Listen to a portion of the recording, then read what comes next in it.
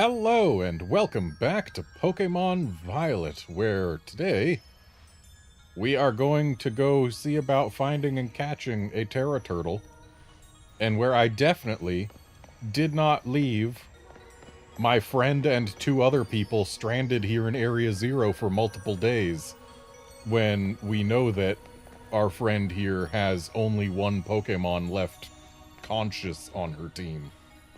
Yep, didn't do that. Definitely did not leave people stranded in Area Zero for multiple days.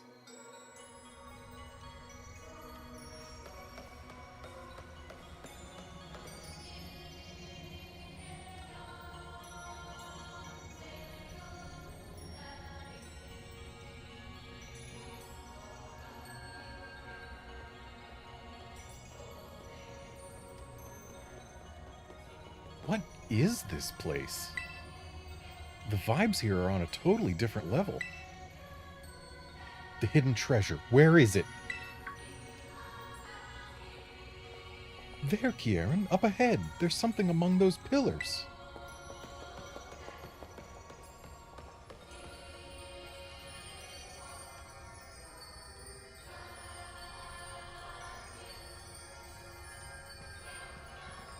This stone's the hidden treasure? Give me a moment, I just need to check something. If I can get the hidden treasure of Area Zero, I can finally beat Garnet.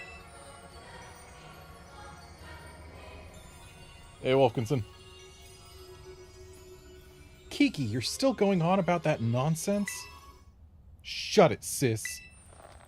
Garnet has everything I've ever wanted. She's got strong Pokemon, she can go anywhere she wants, and she can be friends with anyone. I loved Ogerpon since forever ago, but even Ogerpon chose her over me. But Kiki, you did your best too. Even you, sis. You were being all nasty toward her at first, but then boom, you were like best friends in no time. I've got nothing. I worked so hard, and for what? I still lost in the end. This is all I have left now. Found it. This crystal is definitely what we're looking for. Go on, Kieran. Pull with everything you've got. Show us the hidden treasure of Area Zero. Ms. Breyer, were you not paying at all any attention to what he was saying? Like, as an educator, you should probably be at least somewhat considerate of your charges and their mental state. There's no doubting it. This crystal must be Terrapin's.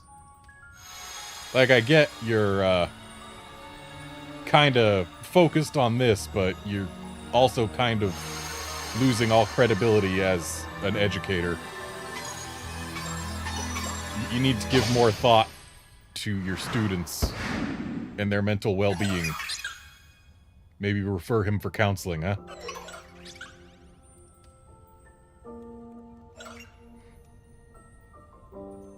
Oh, would you look at that? It saw me first. It's imprinted. No! You're mine!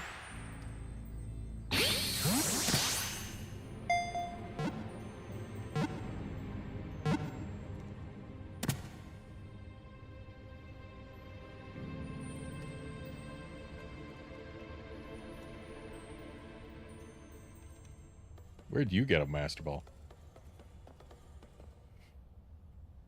Oh, right. They give you a Master Ball for winning the league, don't they? That was Terrapin?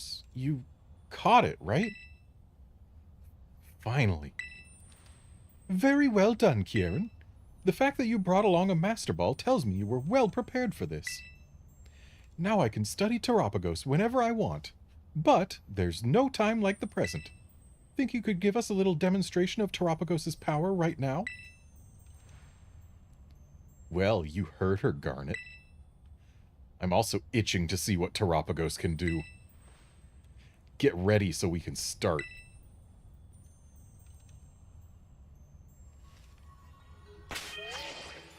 Okay, let's see here. I got a Metagross and a Komodo. I think I'm good to start. Are you ready? All right, get in position.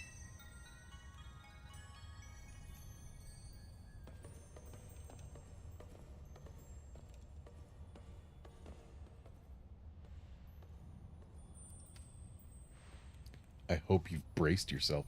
You know, the fact that they used a Master Ball in a story sequence doesn't sit right with me.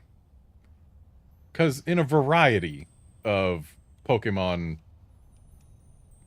media, they've stated that, you know, to catch a Pokemon, it basically has to agree to be caught. Like, it's got to...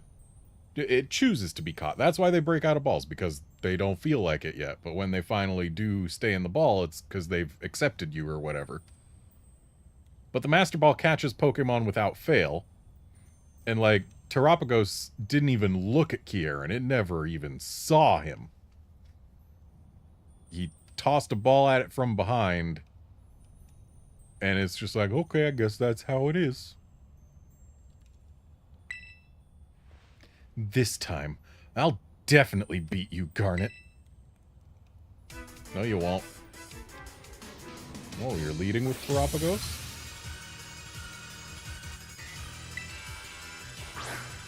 You sure are.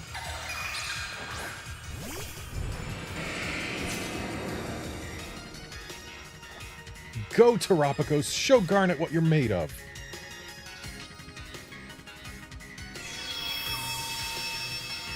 I wonder, if I had a Weezing with its ability that makes other abilities not work, would it have stopped that transformation? Because if so, that would be hilarious.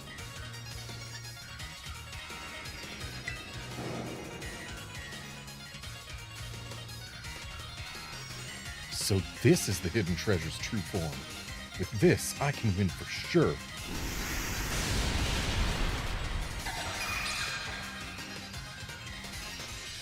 Nice miss.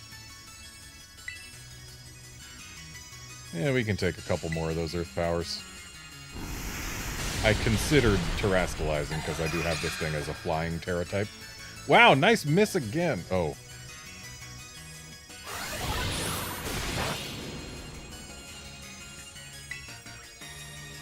So wait, what? It's distorting type matchups. So does that mean it would ordinarily be weak to Steel, but now it's not? How about Psychic Fangs?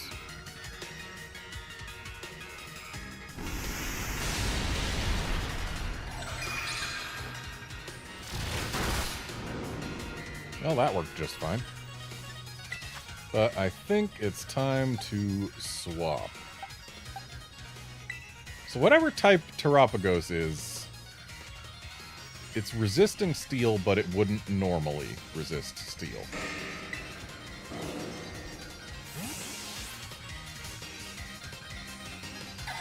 So...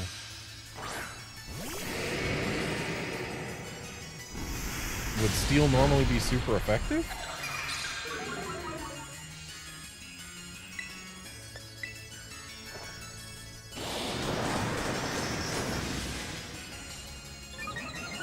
Is it a Fairy type? Or a Rock type? I doubt it's Ice type.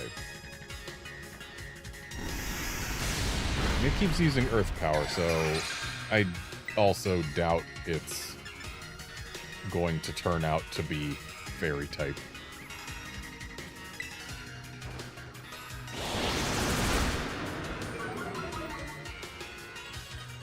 Maybe Rock type. Terrapagos' power should be far greater than this. Could it be we're missing something? Oh, nice crit, you jerk. Now you're gonna claim you're better than me?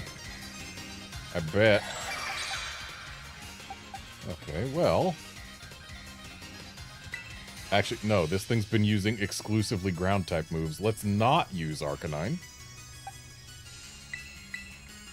Let's see if this thing resists Matcha Gotcha. Because of its ability.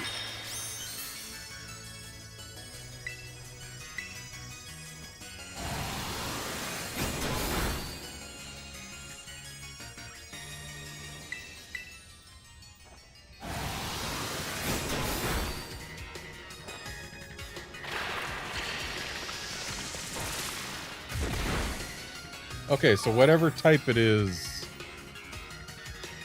it would ordinarily not resist steel, but also grass is just fine against it. Is it a fairy?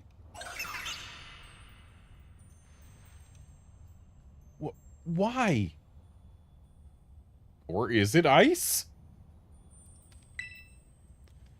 I thought if I just had Terrapagos, if I had the hidden treasure of Area Zero, it would make me stronger. I thought it'd let me beat Garnet. Kiki, that's enough. It's time to stop this.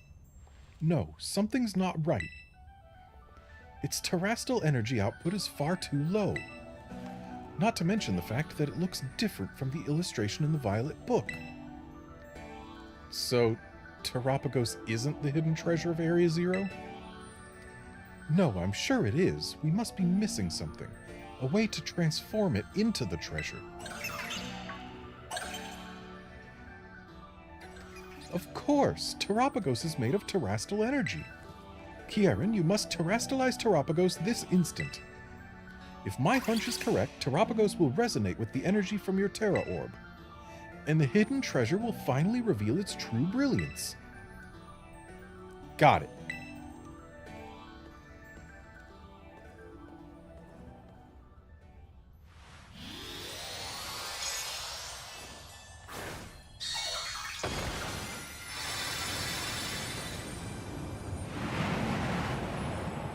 I knew it! The Violet book was right!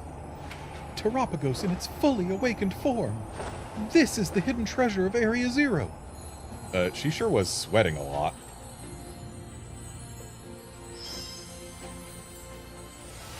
Wow, it's wearing itself as a hat.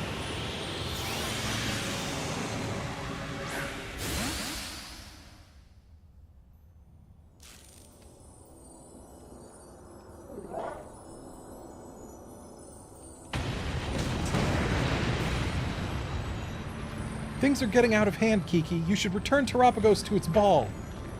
Oh, okay. Come back, Terrapagos.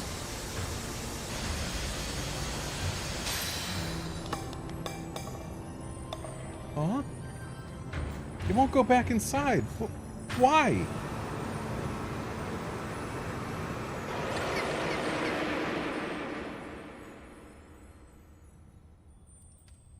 So now we defeat it and then catch it ourselves? Is that what's gonna happen? Oh, we're... Its energy output is going haywire. We're all in serious danger if we can't bring it under control. I'm sorry, kids, but please, you need to stop Terrapagos. Come on, Kiki, you need to do something too. We've got to get Terrapagos under control. No, this wasn't supposed to happen. This is all my fault. Oh, cool, I don't even get healed. Sinistra, can you hospitality me? Thank you. Appreciate it. And we still have no idea what moves are going to be good, but I guess... I'm going to try Meteor Mash again. Oh, nice use of Rage Powder. Keeping me safe.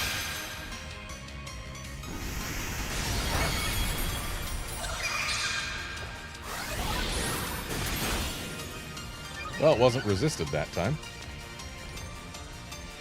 It's using a barrier to reduce damage? In that case, terrestrializing your Pokemon might help. Yeah, it's gonna be a bit, though. So in the meantime, I'm just gonna keep Meteor Mashing and hopefully raising my attack even more.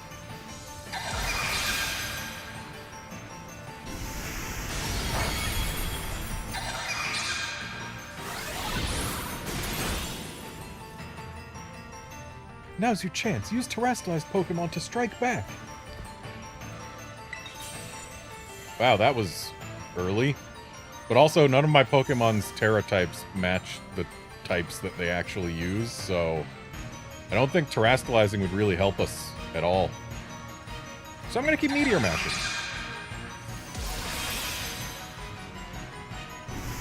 Where was my Rage Powder? Ouch!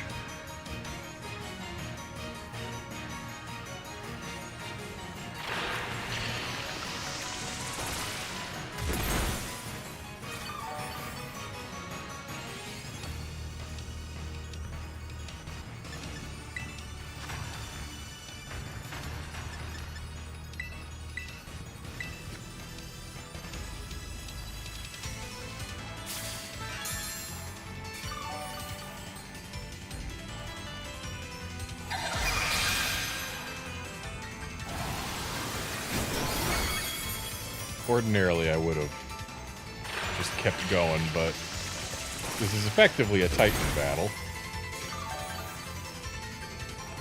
And, like, Metagross already got an attack boost. I want to keep that.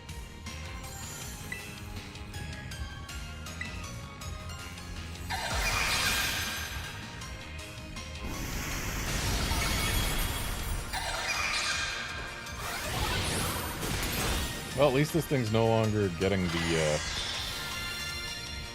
Tera attack boost on its Earth powers. So, fine, I'll go ahead and Meteor Mash it. Well, that'll just make it not use Earth power, won't it? I'll Meteor Mash it while Tera, that is.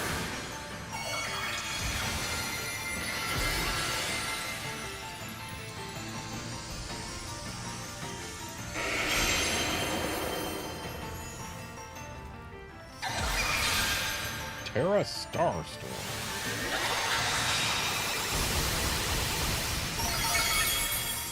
Ouch. Oh yeah, that works. Nice support with the life build up. I appreciate that.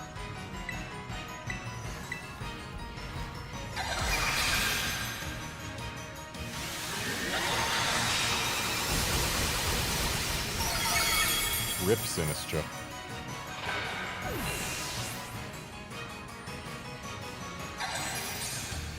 Oh no, my Sinistra's knocked out. This isn't good. It's just too strong.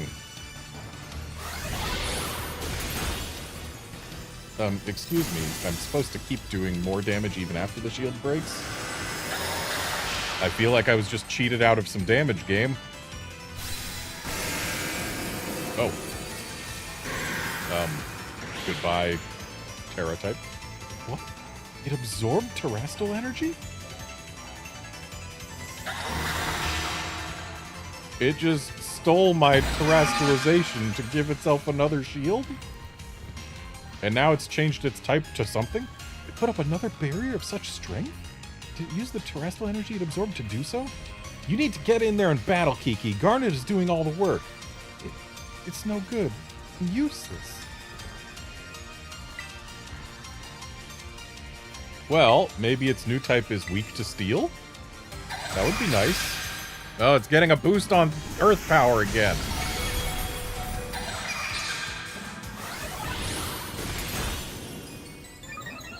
Yay, another attack boost. I cannot let this thing steal that attack boost away from me, because now we're at +2. I want to stay at +2. Or higher.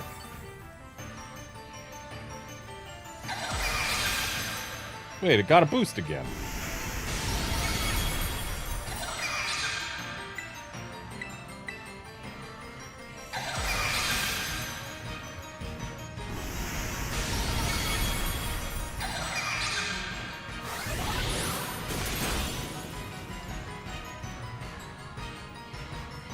Now, Garnet, terrestrialize your Pokemon so it shines once more.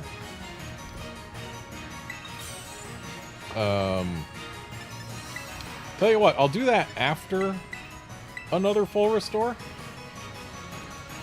Just to be on the safe side, I don't want to lose this thing before it does damage, because Terrapagos is faster.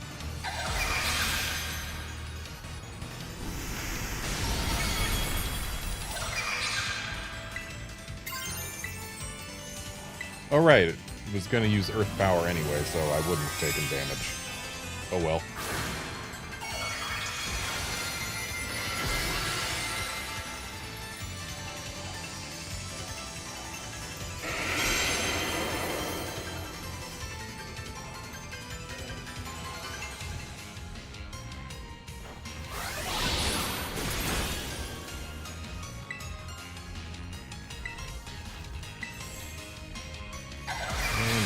Tera Starstorm. Hits were super effective. And is painful. Give me another attack boost.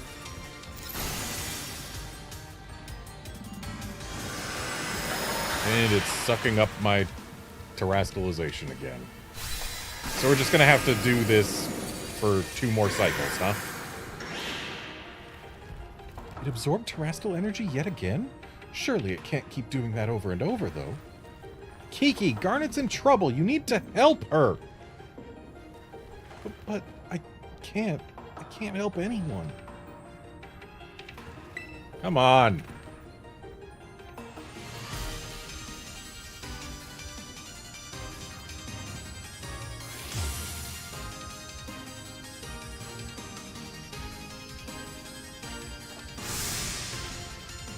I bet that battle cry would have had a lot more impact if it was voiced.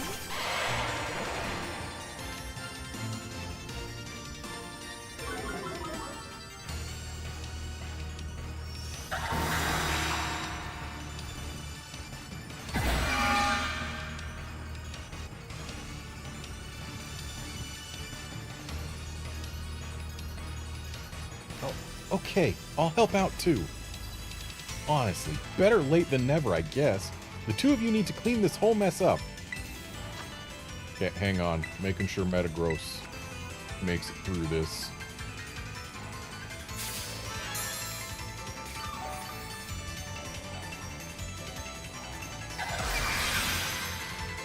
And now it's using Tera Starstone even when we're not terrestrialized. Interesting.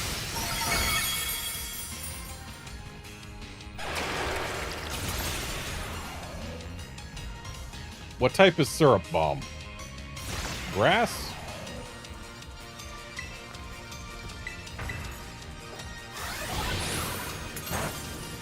Oh, it resists steel now.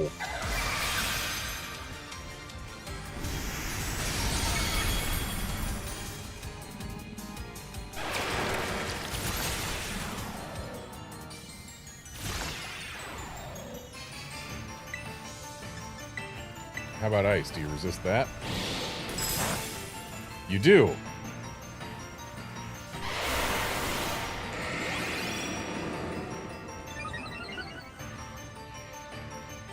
Does Dragon Cheer not work for the user? That's kind of sad.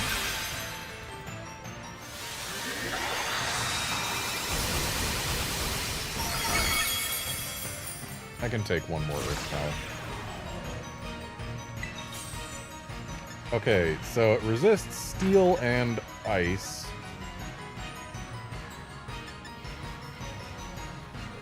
Psychic things should work. Yeah, neutral damage.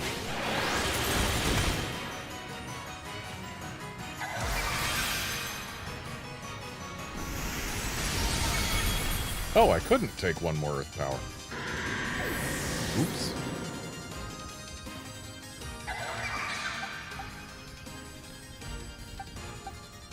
No, it's using Earth Power. I'm not bringing out Arcanine. That's asking to lose.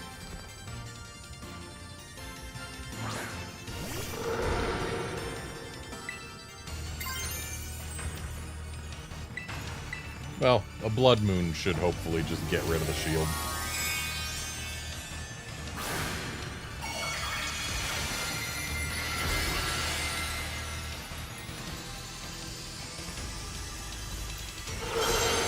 Especially considering it's a Life Orb Blood Moon.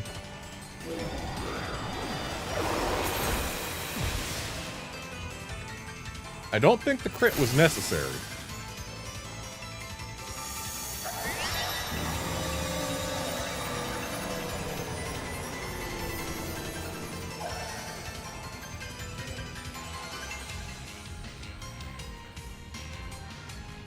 It looks like it can't absorb any more. Oh. Time to end this, you two. You have my permission to go all out. Also, it occurs to me that since it resisted grass and steel, that means it's a water type right now. Well, I can't Blood Moon it, but I can Earth Power it.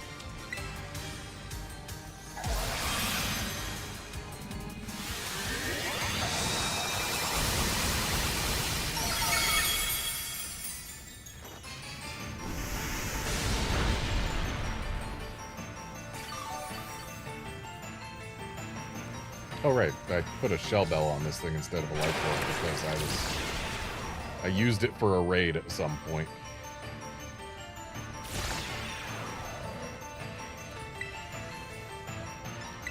Well, Blood Moon will finish it. Another unnecessary crit.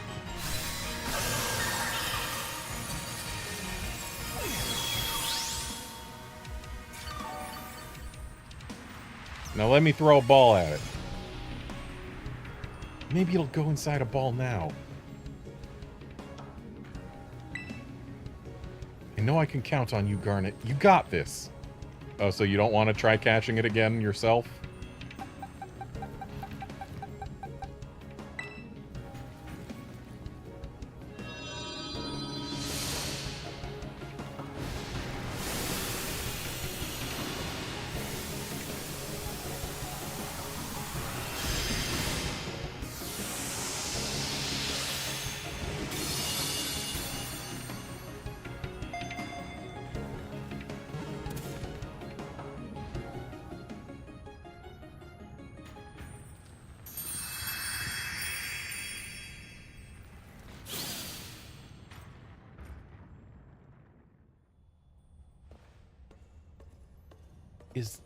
Is it over?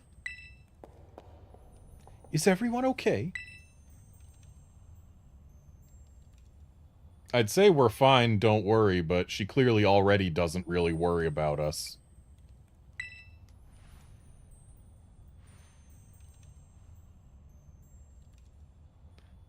I'm fine, thank you. Perfectly unharmed. I let my obsession lead you all into a very dangerous situation. It's simply inexcusable. I'm so sorry, everyone. You should be. You're completely fixated on this terrestrial stuff. You gotta keep your obsessiveness in check. Yeah, give it to her, Carmine. Yes, you're absolutely right. I messed up too. I looked up to Garnet for so long. Yeah, it was days. He looked up to me for days. I wanted to be like her so badly. I didn't know what else to do. But I guess I just don't have it in me to be like her after all. Finally I can let it go.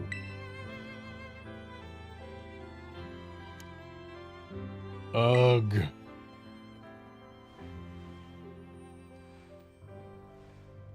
But I just...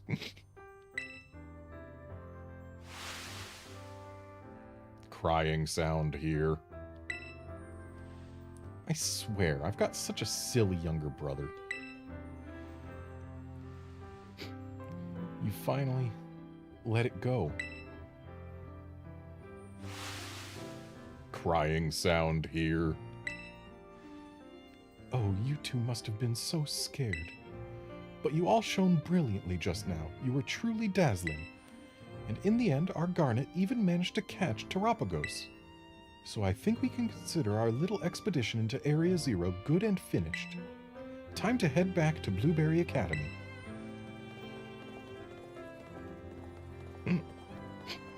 Crying sound.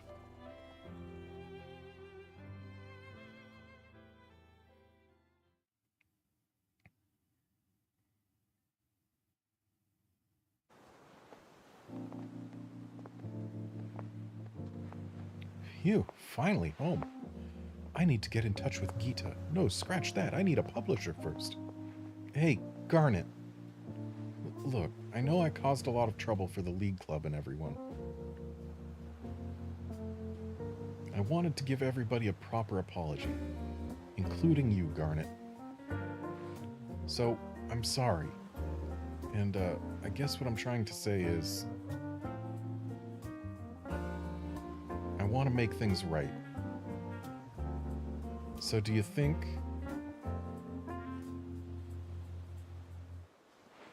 we could start over from zero and be friends again?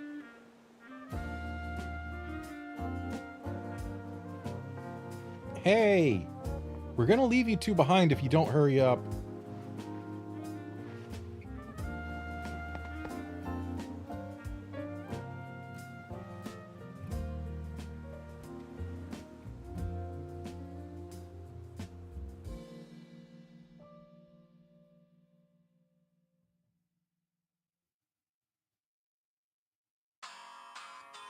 And there we go. Credits.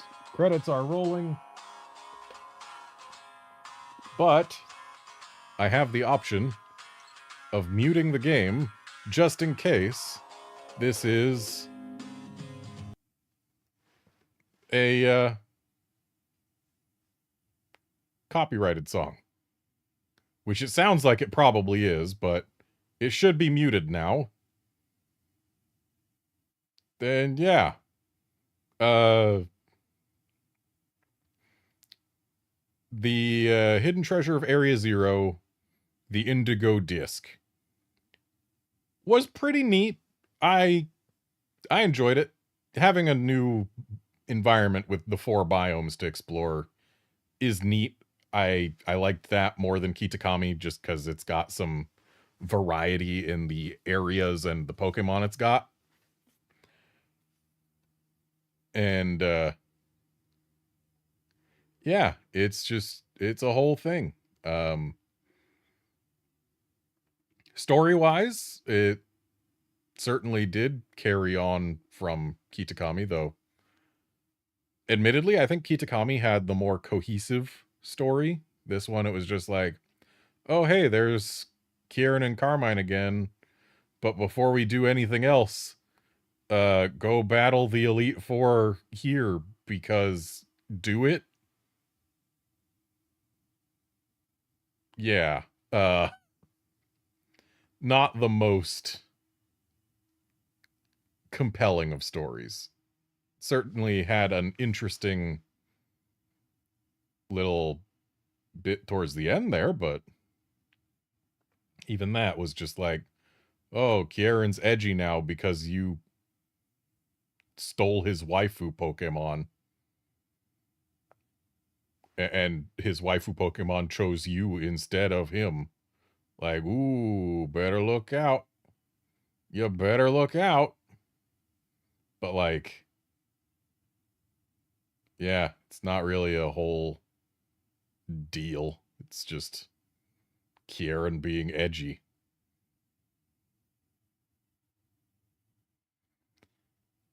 But yeah, at least we had the actual terrarium to explore. Very neat place. BBQs are an interesting way to keep engagement up. And I actually did do a Union Circle with a friend at one point between streams. And yeah, that made the BBQs even more interesting because you're just doing stuff all the time. It's nice. I liked it.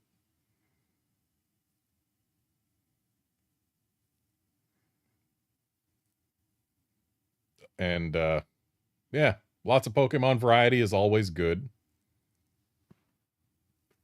I appreciated that it had a larger dex than Kitakami did, as well as the fact that that larger dex had less overlap with Kitakami and Paldea.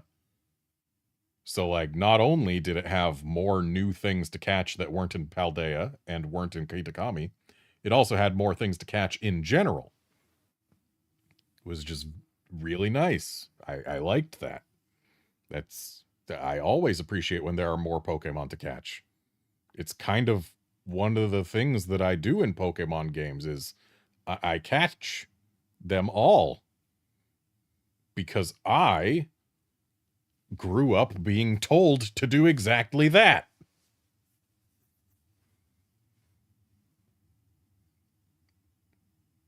So yeah. Also, it's not exactly part of this DLC, but the whole special outbreaks where you can easily shiny hunt things are interesting. I ended up with 65 shiny Milcery instead of the 64 that I initially intended because the 65th spawned while I was on my way out of the outbreak. But yeah, easy to go overboard. Anyway, turning game audio back on.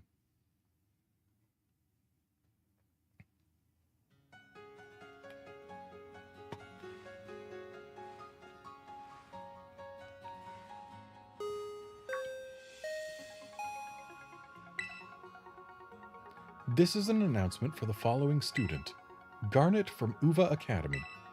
Miss Breyer would like to see you in classroom 1-4. She has some important news to share with you regarding the terrestrial phenomenon.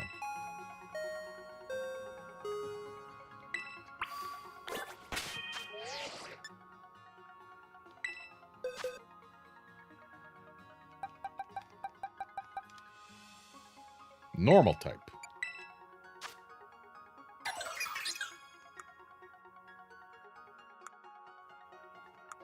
So, when it enters battle, it transforms into its terrestrial form, which I assume has a different ability, not that they'll let us see it.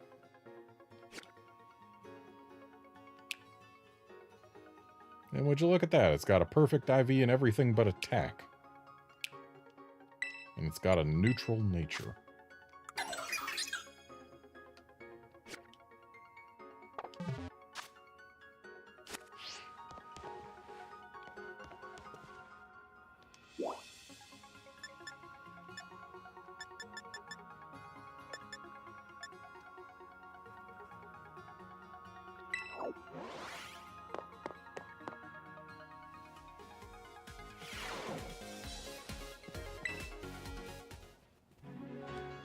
Hey Garnet, glad to see you. You feeling rested and recovered after our big adventure down in the Underdepths? Yeah. Oh, youth really is an enviable thing. I'm still feeling all wrung out despite having been back for a while now. But on to why I called you here. Since our return, I've been writing up everything we discovered on our expedition. Honestly, I've hardly slept. I obtained Gita's permission to turn it all into a book, but don't worry, I've made sure to skip a few details and omit the names of those involved. Except for my own name, I want to steal all of the glory. I'm what you call a glory hog. So voila, a proof copy of the book, freshly delivered from my publisher, just for you.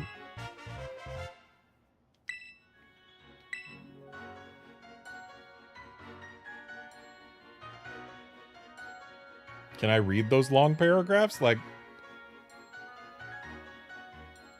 giving me a book, saying it's full of information, you gotta let me read it. Come on.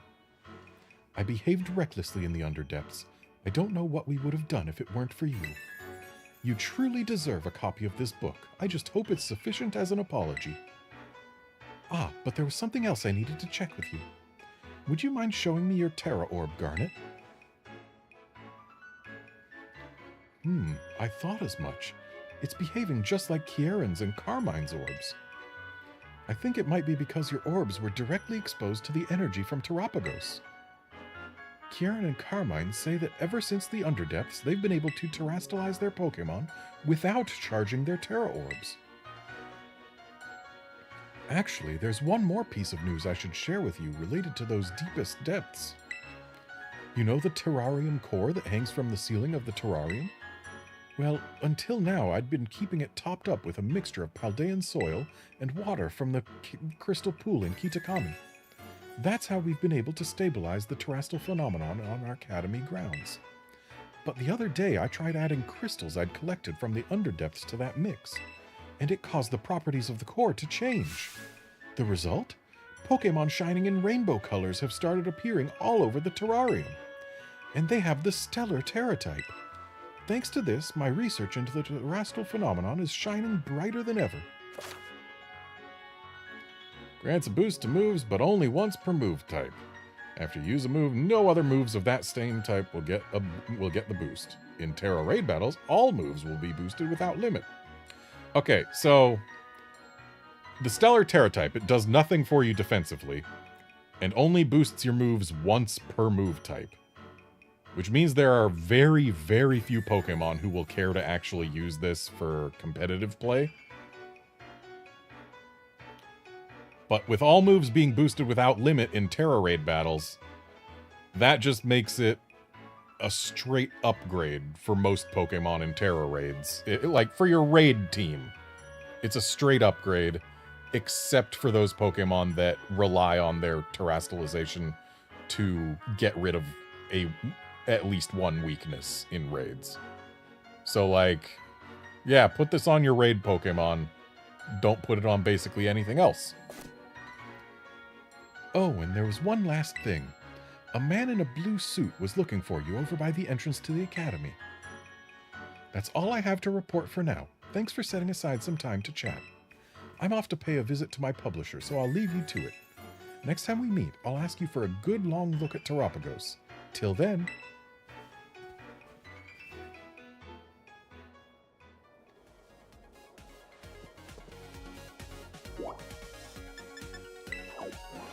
What's going on here in Classroom 3-2?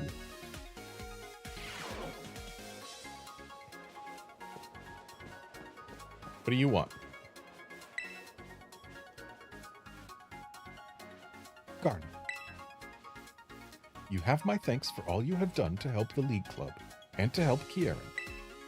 Once you became champion, Kieran withdrew himself entirely from our ranking system. Though I consider this somewhat sad, it is not as if he and I can no longer meet. More than anything, I am glad he seems to be acting like his former self once more. Indeed, I have been swept up in joy to such an extent that I prepared a tremendous amount of the flight-enabling supplement used in my trial. Please feed your Agias an appropriate portion of it whenever you wish to fly.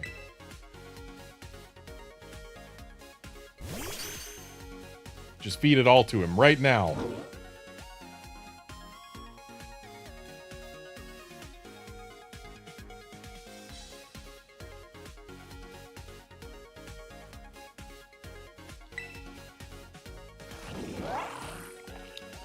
Yeah, Gavin, for a Pokemon to care about the Stellar Tera type for competitive play, it's got to have a type that doesn't really need to be changed defensively, and it has to be...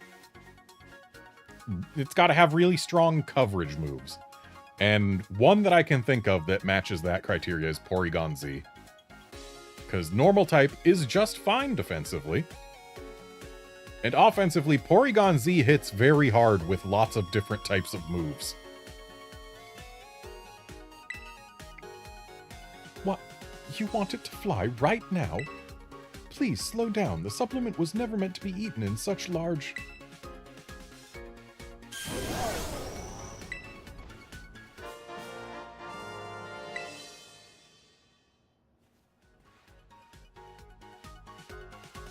It would seem your Agias has powered up somehow. From the looks of it, I would guess that it has gained the power to fly whenever you wish it to. Well, I suppose this is an acceptable outcome. As it happens, there is a super hard course for my flying time trial. You may attempt it upon clearing the hard course. Feel free to do so when you are ready. Okay, so click the left stick while gliding. Got it.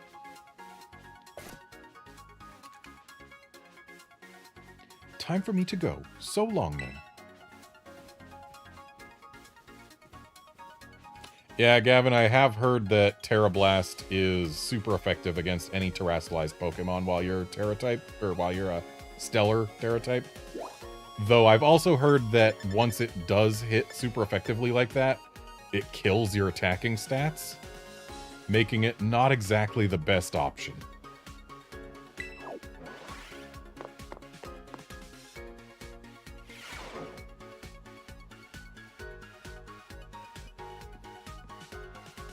We rep Unova here, by the way. That's why I've got this room scheme. There you are, Garnet. Just the person I was looking for. I heard the news. You're the new BB League champion, am I right? I'll admit it, I'm blown away. Inviting you to this academy was the best decision I've made recently. So, now that you've had some time to get comfortable here, how do you find Blueberry Academy? Are you having fun? Yeah, it's better than Uva.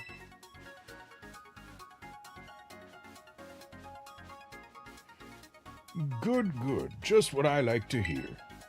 Anyway, there's a small favor I'd like to ask of you, Garnet. You see, the whole academy's become so much more lively and energetic since you came here. And that got me thinking, Maybe we should have even more people come to visit from Paldea. Have them come as special coaches or something. You know a lot of people, right? You've got lots of friends and everything? I mean, like teachers from your school, gym leaders, that sort of thing. Oh, and any strong friends of yours are also welcome here. Spoken like a true champion. I knew you were the right person to ask.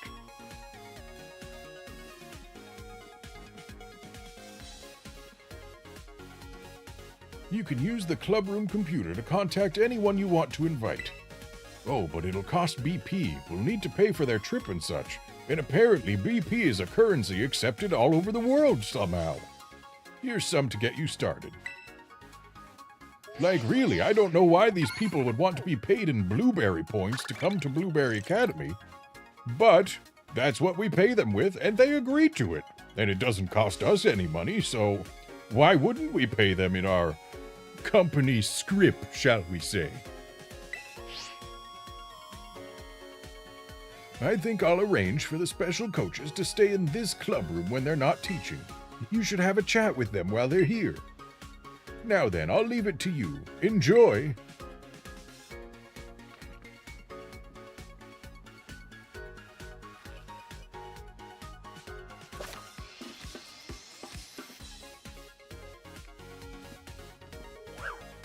Okay, I can invite my friends and acquaintances to visit as special coaches who I can talk to and battle with. I can have 2 over at a time.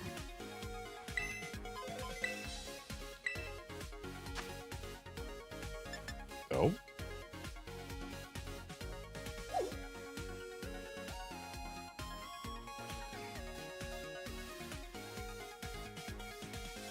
So wait.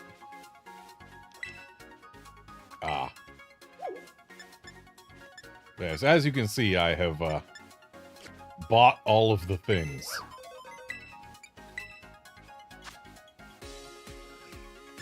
Okay, well, of these 8, my first choices are easy.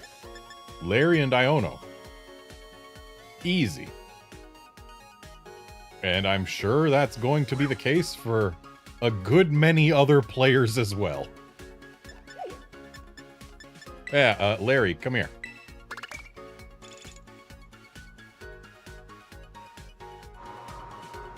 I mean, Larry's the only one of those 8 who's also a member of the Elite Four. Hello, I'm here on behalf of the Paldea Region's Pokémon League. It's a pleasure to be doing business with you.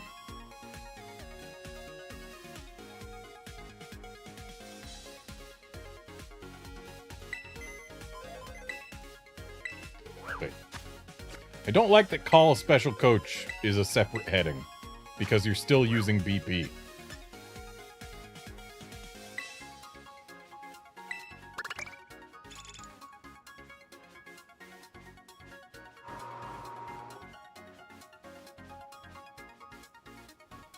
Your eyeballs are mine, caught in my electroweb. Who's a what's it? I don't know. LOL, hola, ciao and bonjour.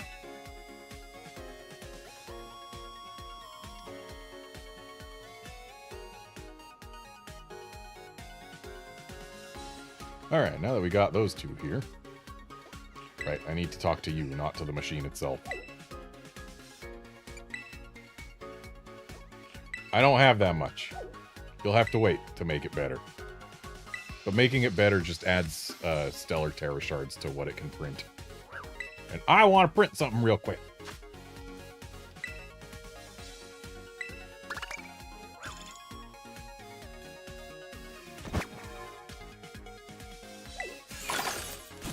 During an item print the other day, I managed to get a Dream Ball, I think a Park Ball, or maybe it was a Love Ball, or a Level Ball, and a Master Ball, all in one go. It was quite something. Yeah, I've been relying on this to try and get myself alchemy sweets. I've got a good amount of what I need, but boy, do I still need more.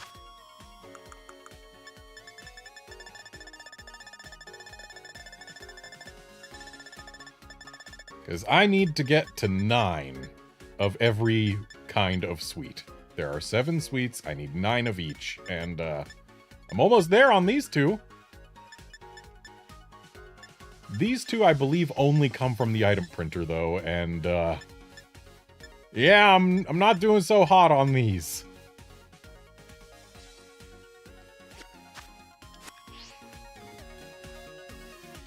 Everyone's here.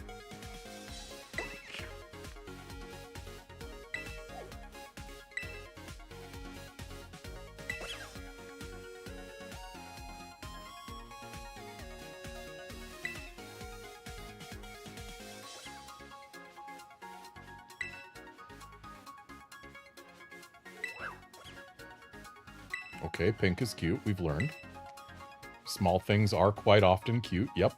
Checks out. Oh, but big things can be cute too. Yeah, that's right, Metagross is cute.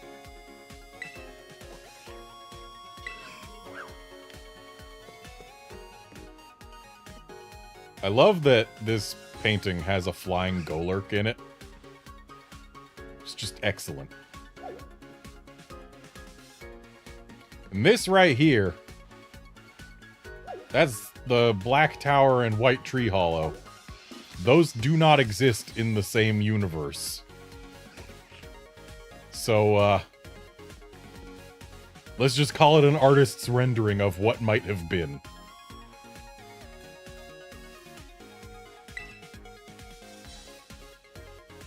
Yo, Larry, how come you don't face the camera in your gym leader pic?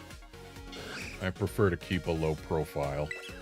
If people knew my face, I'd run the risk of drawing crowds.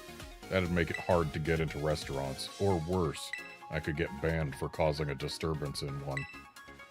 What? Hold up, back up. You don't want people to recognize you? Wait, that's not even the bonkeriest part. How'd you get the okay to do yours different? Everyone else has a regular pic. Oh, that's just a matter of knowing who to talk to. It comes with experience, I suppose. Dang, you're adulting like a pro, Larry.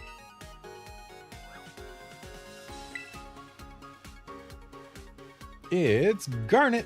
Thanks for requesting this collab. Let me hit you with the eyeball-snatching title I brainstormed for my next stream. Gym leader Iono infiltrates this weird academy. You won't believe what she finds. I see we like clickbait titles here. Now we just need the weird, unbelievable stuff. What do you think I should focus on? Well, clearly the terrarium. They built an underwater dome here with 4 whole biomes? That's hot stuff. How did you get into the club room without even learning about that? Come on, let me... There, that's as close as I can get without her fading away, and it's interesting getting that angle of her doing this face.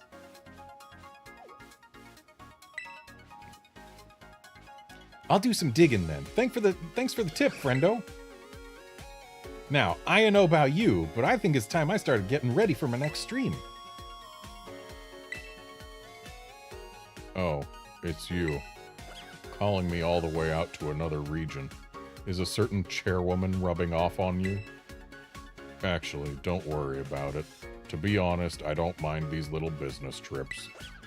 I know I'm here for work, but I may as well enjoy myself while I'm at it. Speaking of which, I've heard that Unova has 2 particularly famous dishes. Berry sandwiches and Castelia cones. Which one appeals to you more? I mean, if by berry sandwiches you mean like PB&J, then that. Because Castelia cones, that's just ice cream with a funny shape. Ah, I see. It figures you would be more interested in the sandwiches. Well, thanks for the input. Once I'm done with my lecture, I'll step out and eat my fill. I thought we were supposed to be able to battle you folks. Ah, you have a certain look. A look that says you want to battle me. Yes. I'm technically off the clock now, but fine. Let's have a battle.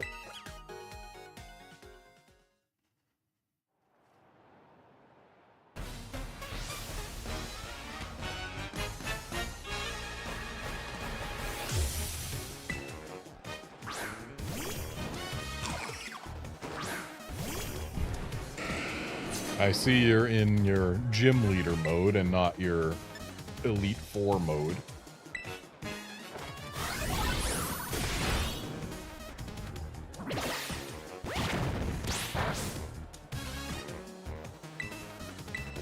More Meteor Mash.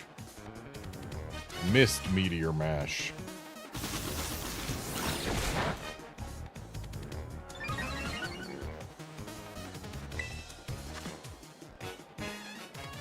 I was just thinking, Meteor Mash, its accuracy, yeah, it's missing some, but it's still fairly high at 90. And yet we've seen it miss 3 times today. When I've used it probably about, like, 15 times tops. So, like, what gives? Wow, 4 misses today. And that was 2 in a row. That's a 1% chance. Metagross, you gotta do better than this.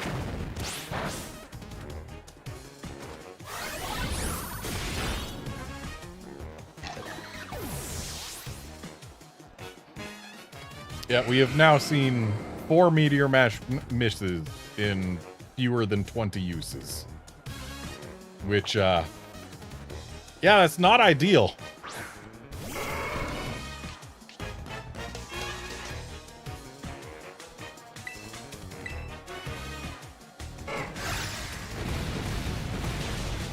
You know, I should have expected that earthquake, but apparently... Oh, cool! 5 misses! What gives, game?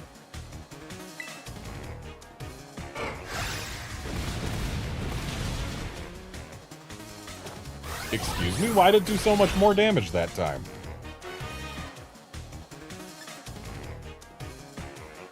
For reals, why did it do so much more damage that time?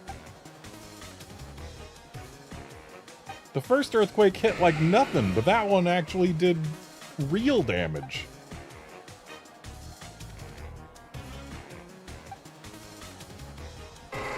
No, this thing's using Earthquake, not Arcanine. We do not swap to Arcanine when it is using Earthquake.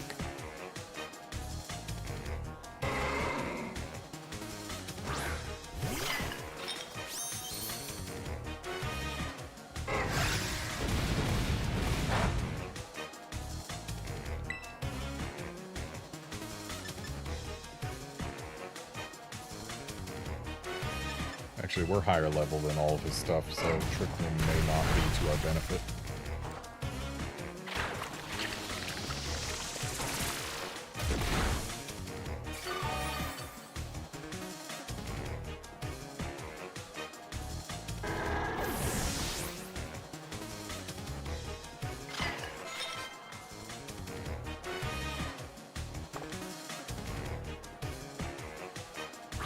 Still gotta pretend that there is set battle style here. And while I'm not a fan of this bird's flying type, its fighting type isn't really scary right now. So... it's not going to use a fighting move, which means we can safely swap to Arcanine.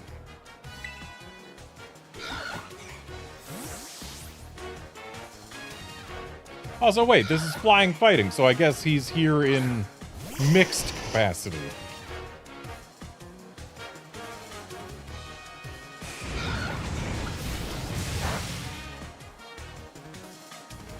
Larry's mixing his league and his gym leader teams.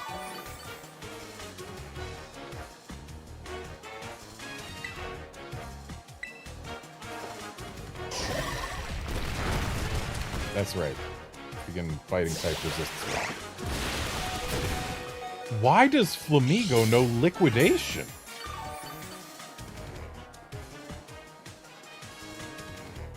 Thankfully, extreme speed should put this thing out of commission.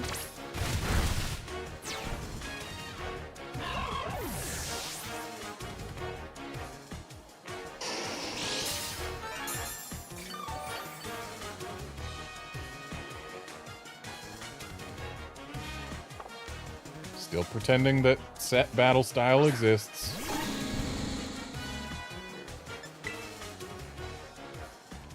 Alright. so for Dunsparce, that thing we can expect to use ground-type moves.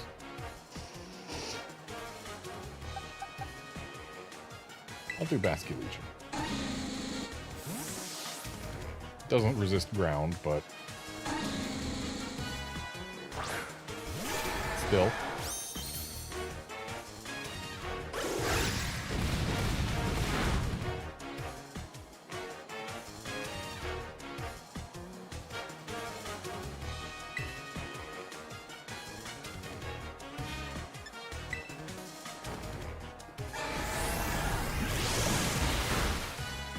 Goodbye to Dunsparce.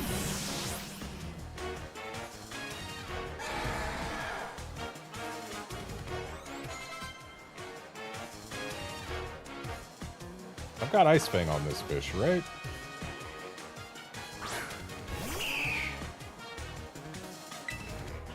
I sure have.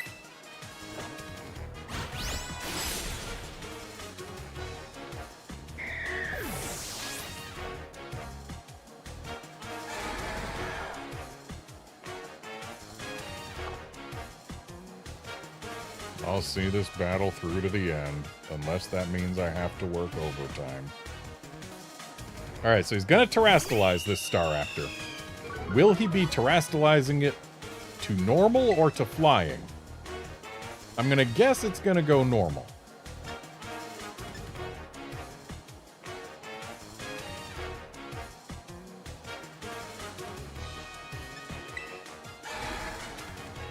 There's nothing wrong with plain and simple. Let's keep things normal. Called it. If I had expected him to Terrastalize it to pure flying, then I would have gone with Ice Fang, but... Nope. So he gets Wave Crash.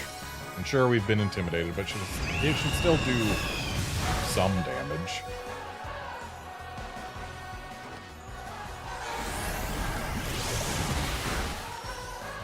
Or all of the damage. I'm kind of sad that we didn't get double battles against the coaches. It would be nice if we could double battle them. Just saying.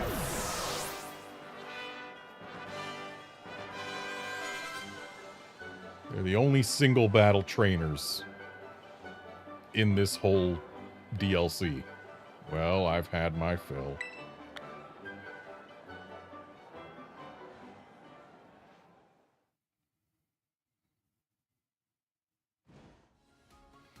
Impressive skills. You just keep getting stronger, don't you? I imagine you worked up a sweat. Here, take these. Oh, dang! Is that repeatable? I doubt it's repeatable. But if it is, dang. It's important to replenish your minerals. Either way, 3 shakers of Salty Herba Mystica is great. I don't know, you gonna offer me anything even remotely close to that good? It's Garnet. Want to do a little battling for the live stream? Yes, here we go. Off to Battle Land. And then once I've battled these two, we're actually going back to the crater, because I've heard that there's something to find there still. Don't know what, but I've heard there's like a new path that can be unlocked. So I'm gonna have to go there. Plus, I mean, we've got to find the counterparts to Iron Leaves, right?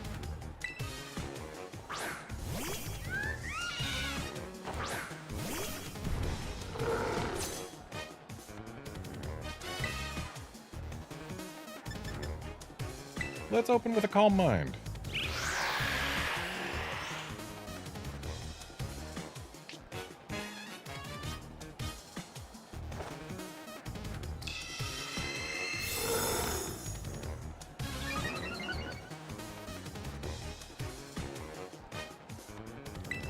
And I bet we can safely use Calm Mind one more time here. Well, now we know how much HP Kilowattrel started with.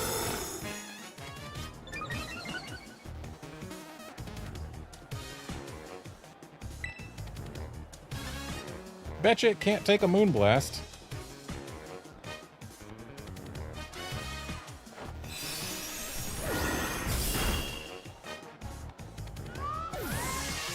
Saving Blood Moon in case Iono's got something a little less frail coming up next.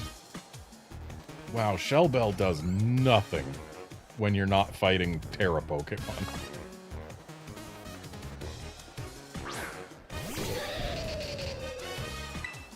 Wonder when she got her hands on that.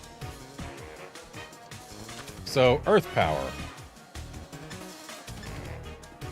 is 180 times 0.5 versus 140 times 0.5. So yeah, Earth Power is better. Or times 1.5. Okay, it's got Ice Punch. Not entirely surprising. Thankfully, Ursaluna has some respectable bulk, even against physical moves.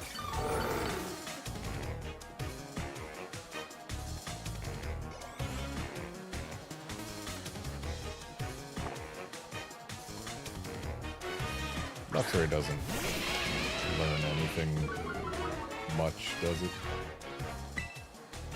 Maybe it gets Ice Fang. Yep, that's Ice Fang. Aw, gee, thanks for flinching.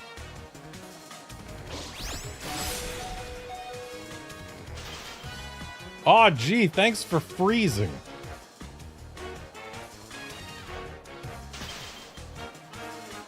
Rude. Let's see your Ice Fang do anything against an Arcanine that is also made of rocks.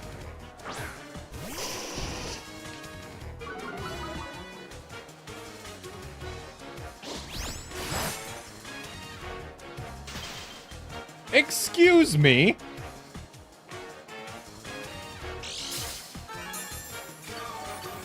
You guys, I think Iono's cheating.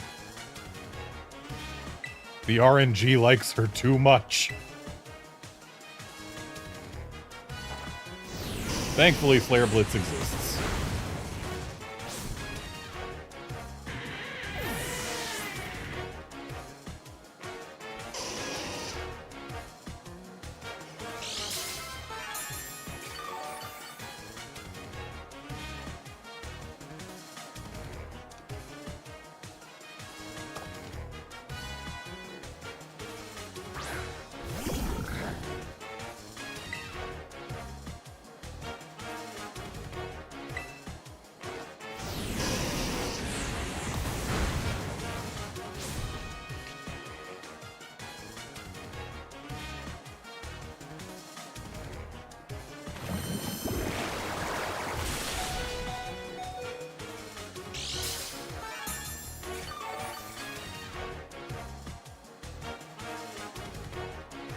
And that health is low enough. Extreme Speed should be able to pick it off.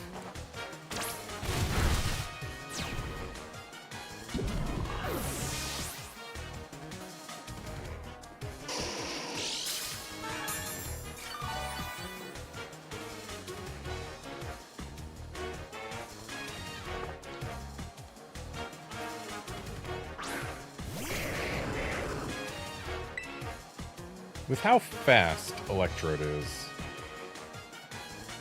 it might be better to use Extreme Speed right now, but I think I'm still going to try for a Flare Blitz. Okay, yeah. Should have gone Extreme Speed.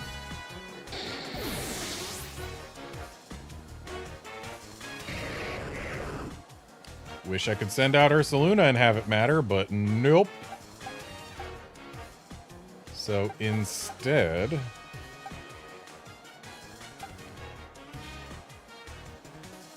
Basculegion would just be asking to get foul played into oblivion. So, come on.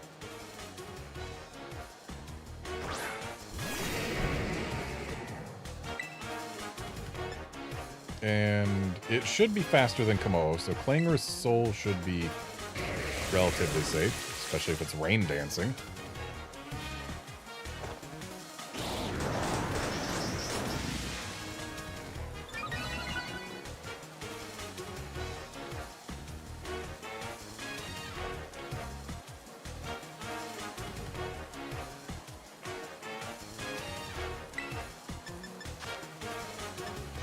So clanging scales should definitely get rid of electric.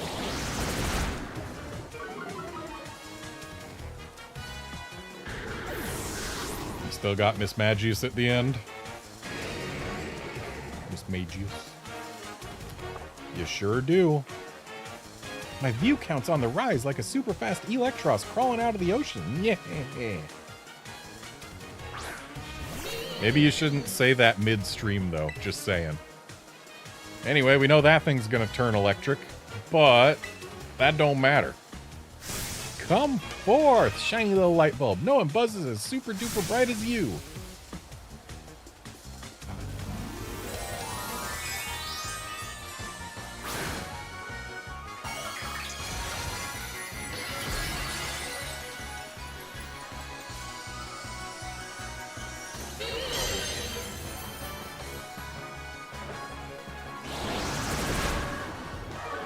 Oh, look at it living.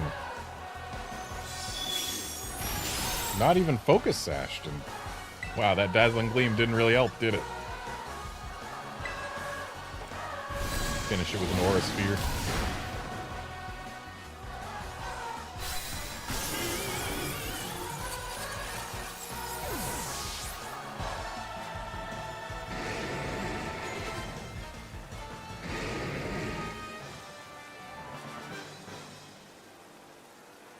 You smashed that subscribe button.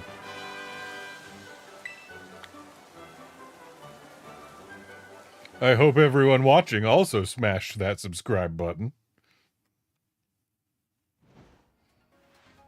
Oh man, I lost. ... But look at those viewer numbers. This is bitter so wheat.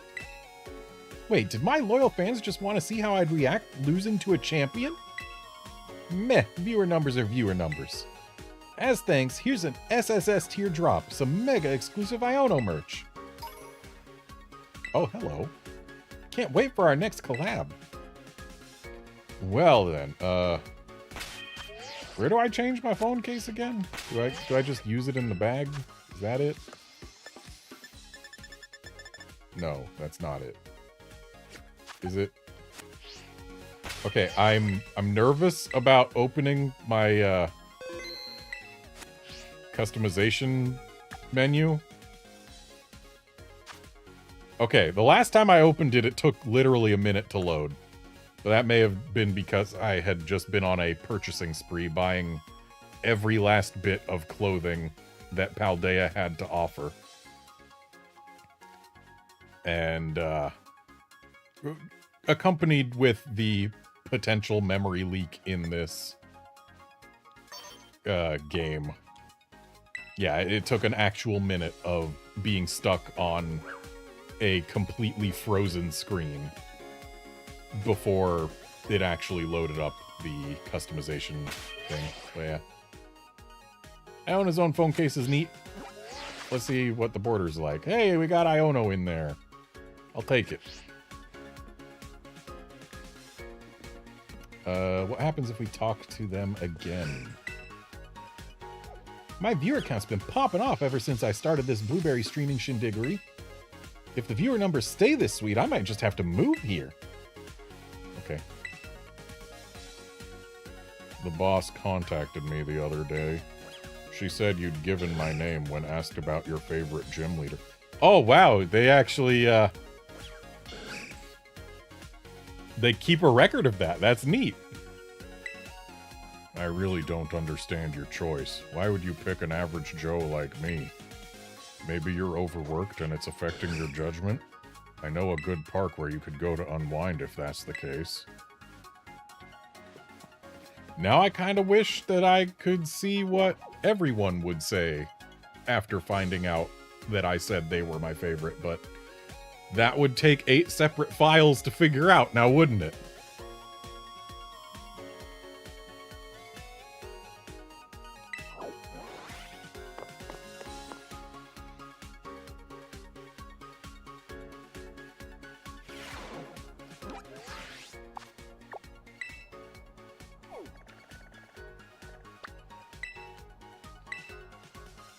Hey, Califor, and yes, good old Larry indeed. Now to go back to the crater. And back to the underdepths.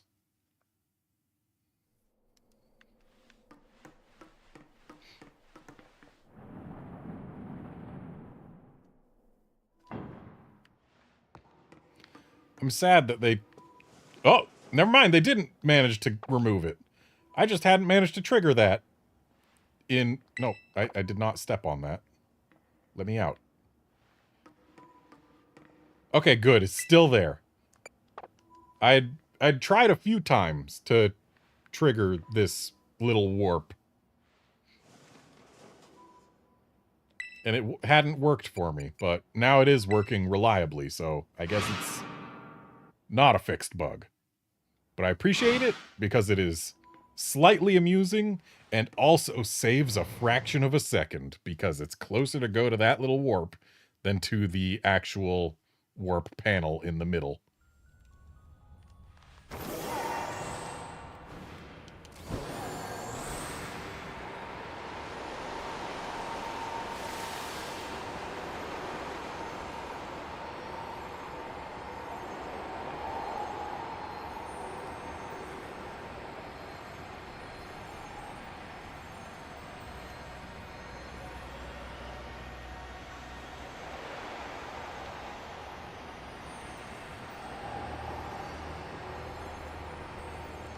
Goodbye, Iron Hands.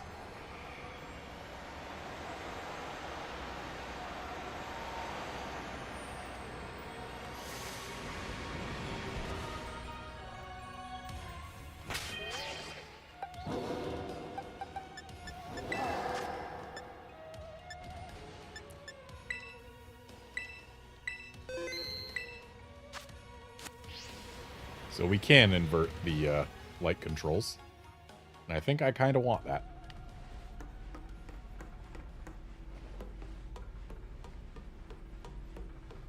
Okay, to the underdepths.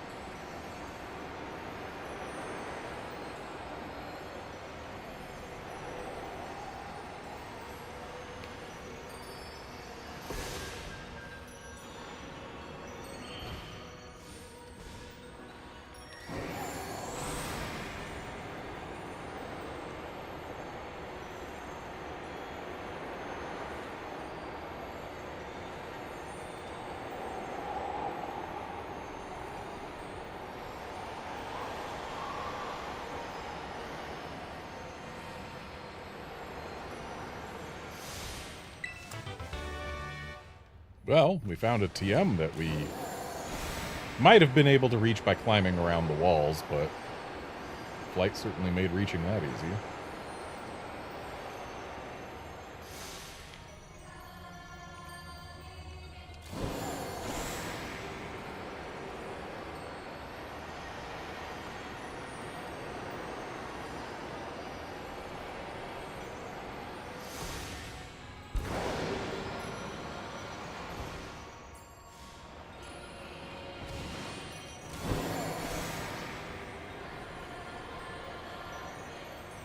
Hello.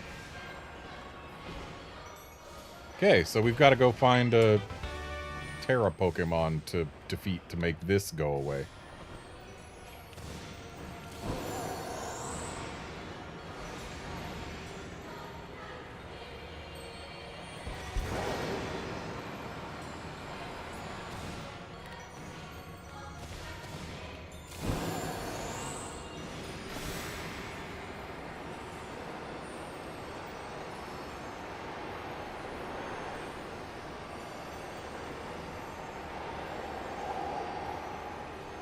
Just a TM, we don't need any of those.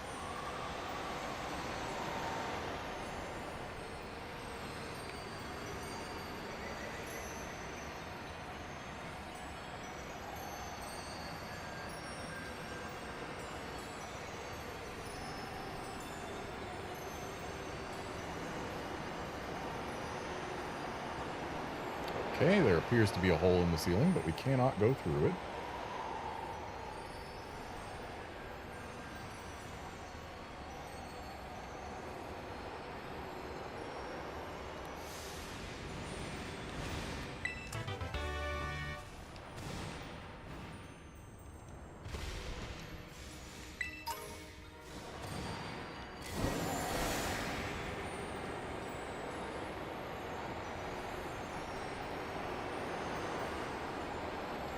Can't see any Tera Pokemon in here, so maybe it's in a different section.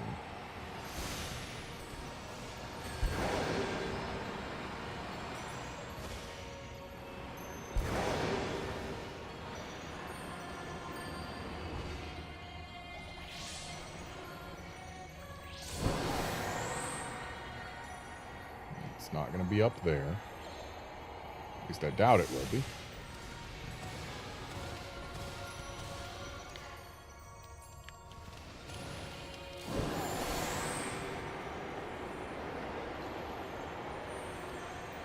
Wish we could climb a little steeper while flying, but I do understand why we can't.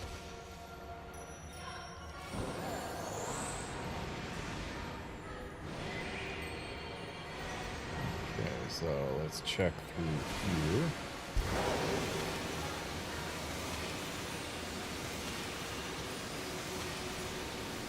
I mean, this tree does look far too special to just have one Tera Pokemon around it, and that's it.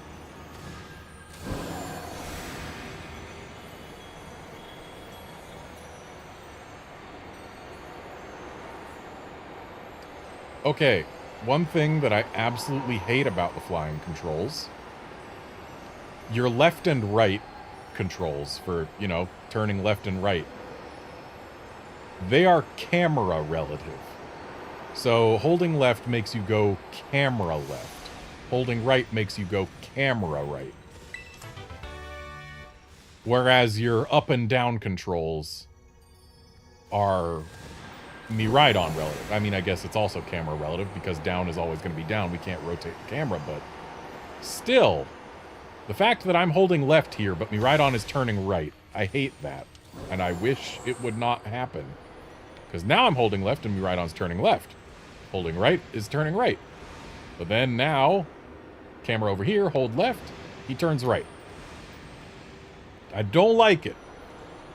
Not one bit. Because if it wasn't for the fact that in flight, he's automatically moving forward, then I'd probably be fine with it. Because it's like, oh yeah, that's how I control normally. Because look at this. If I hold left, he's going to go right. Because that's the direction we're going. It's fine if there's not a constant momentum to your character. But since in flight mode, Miraidon is constantly moving forward,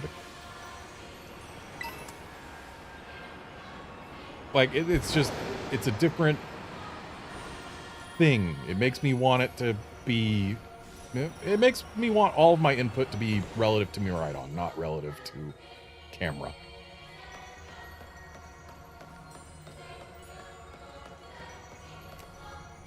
Well, can't ride Miraidon in here, and there doesn't really appear to be a whole lot going on. So I guess I need to go back and search better. Unless... Is there something back here? There does not appear to be anything back here. So I guess I gotta go search previous areas more thoroughly.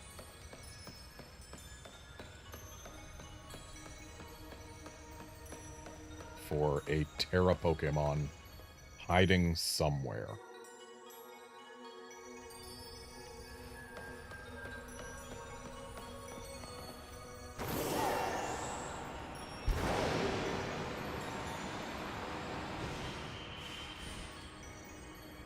I'm gonna go look around the tree again one more time.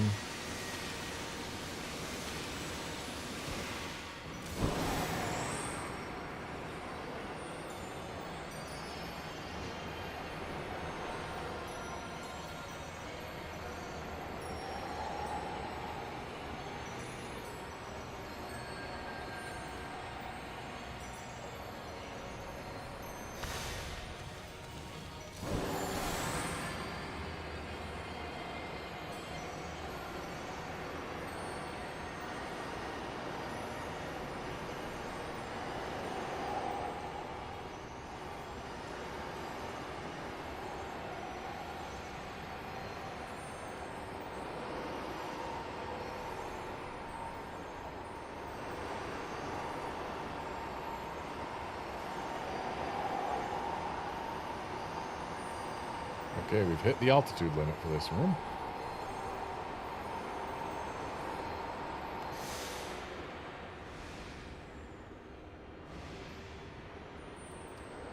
So I don't think what we're looking for is in here.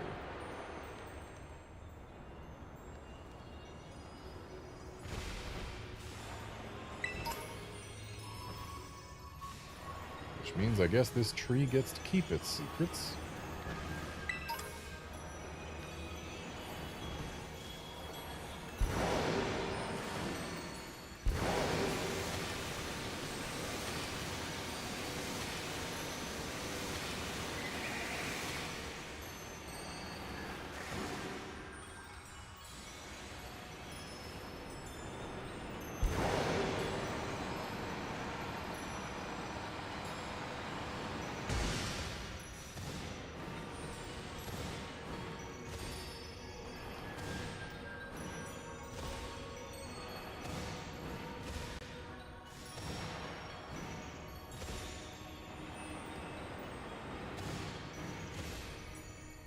You know what?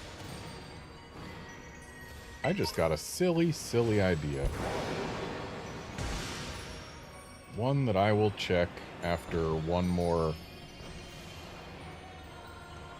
Oh, wait. There's just another path here. Right, because this is the path that leads to this. Right. This is exactly where I was going to take one more look around before I go test my silly idea.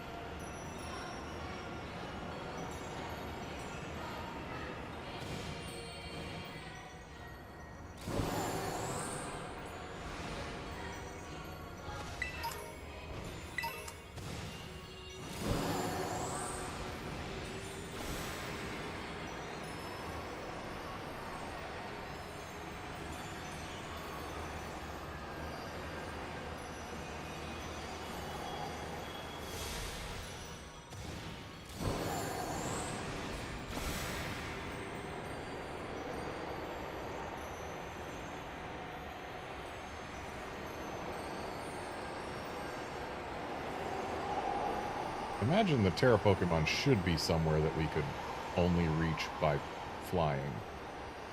There aren't that many places that fit that bill.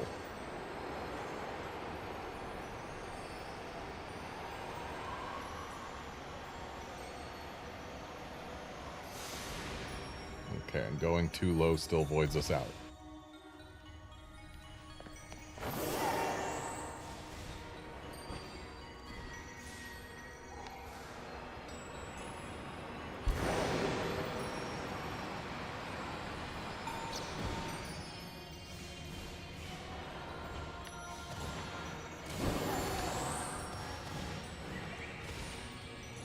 There's definitely a Tera Pokemon to defeat somewhere.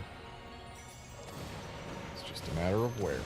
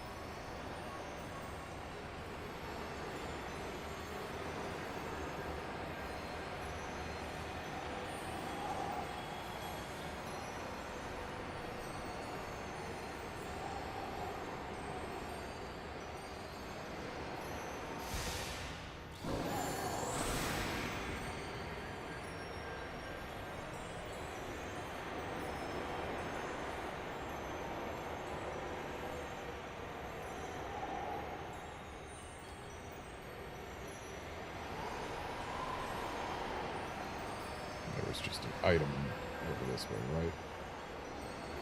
Yeah.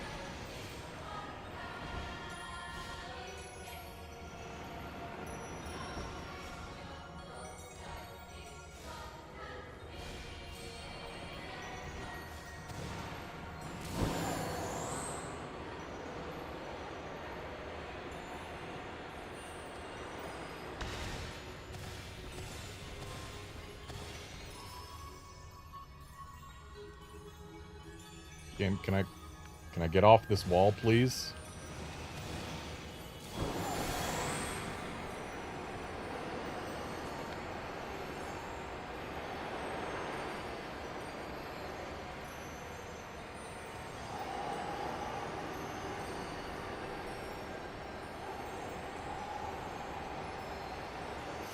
Do I see what I think I see?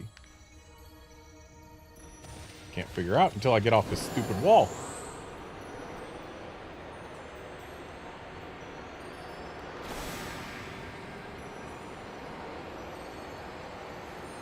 No, I did not see what I thought I saw. Thought I saw a little alcove up at the top, but nope.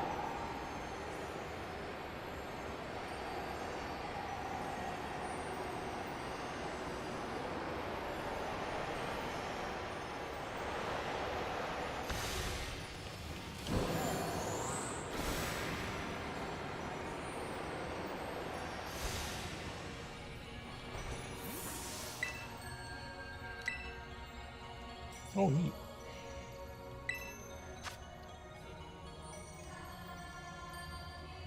Okay, we read this as part of the story. But not this. I don't think. In this cavern, I have witnessed the terrestrial phenomenon occurring in a way I've never seen above ground. Terrestrialization that appears to hold the power of every known type. I've dubbed this Tera type the Stellar type for now. Could Terrapagos' influence be at play? I'm calling the area found below Area 0 the Area 0 Underdepth. From the composition of the rock, I would date the cavern's formation to 2 million years ago. There are indications that many objects, or creatures perhaps, filled the space prior to the current cavern's formation. The depths bottom out at approximately 3,300 feet beneath the surface.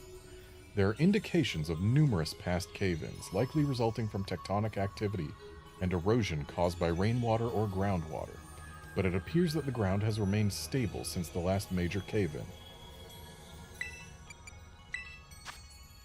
While investigating the hidden treasure, I found myself suddenly transported to a great height, near a lake that smelled of sulfur. Based on temperature and humidity, I believe it to have been the eastern lands I've read about before. And there, a child gave me a white volume. Interesting. But, that's what I was thinking of when I said something, I was going to try something silly. Because I was thinking, hey, we can't find it in here. The crystal pool looks an awful lot like here. Maybe we'll find it there.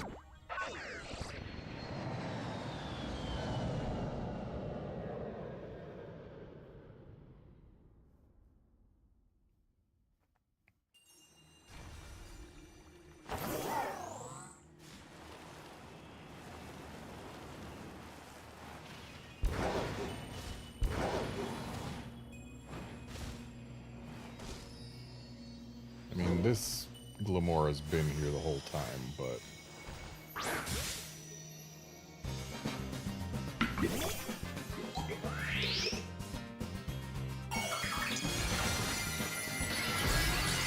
yeah, that ain't stellar.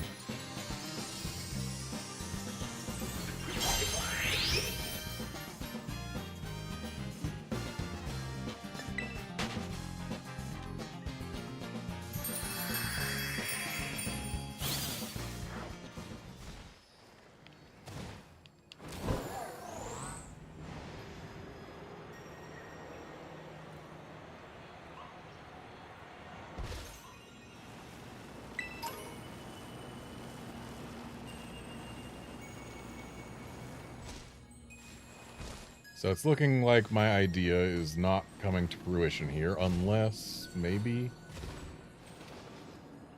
it's hiding somewhere like here or deeper.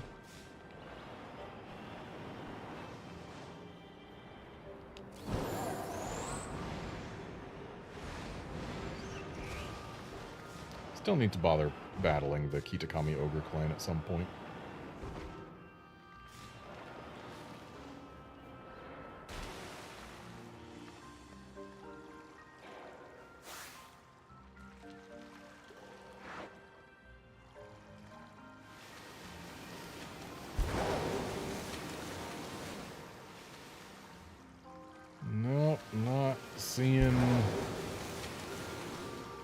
Anything promising here. So there goes that idea.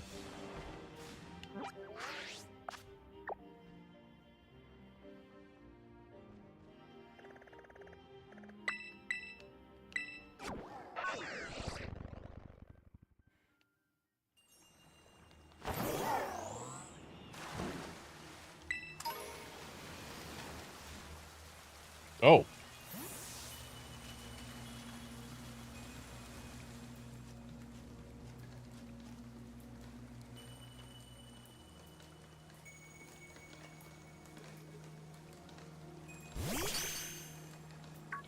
How'd you get out of my boxes?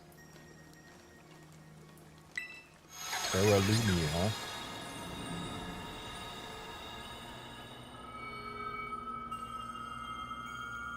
Oh, hi. Well now, this is a curious development. Have I somehow broken through the boundaries of space-time? And who are you?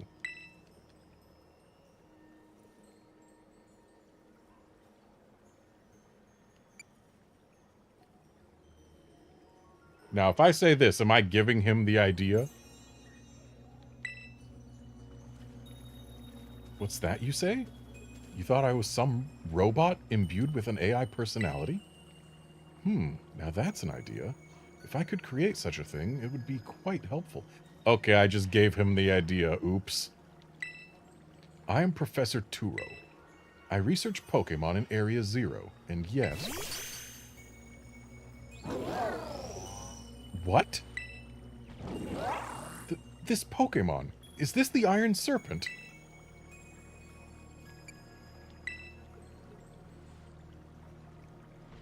Is that right? So its name is Miraidon. So Miraidon's very name is a bootstrap paradox. Got it. That's a good name. Agyan? From the clues you've already let slip, I suppose I would have to conclude, from my perspective, this must be the future? Though, of course, the complexities of space-time are beyond count. It's possible that our encounter might not even be occurring in a timeline connected to my own. Perhaps this meeting is nothing more than a fleeting miracle. Why don't we exchange as much useful data as we can in what little time that fate has gifted us?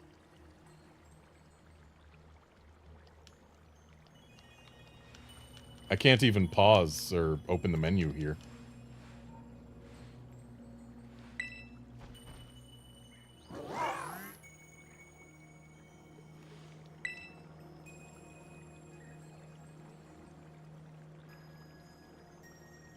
Is there anything that you would like to ask me?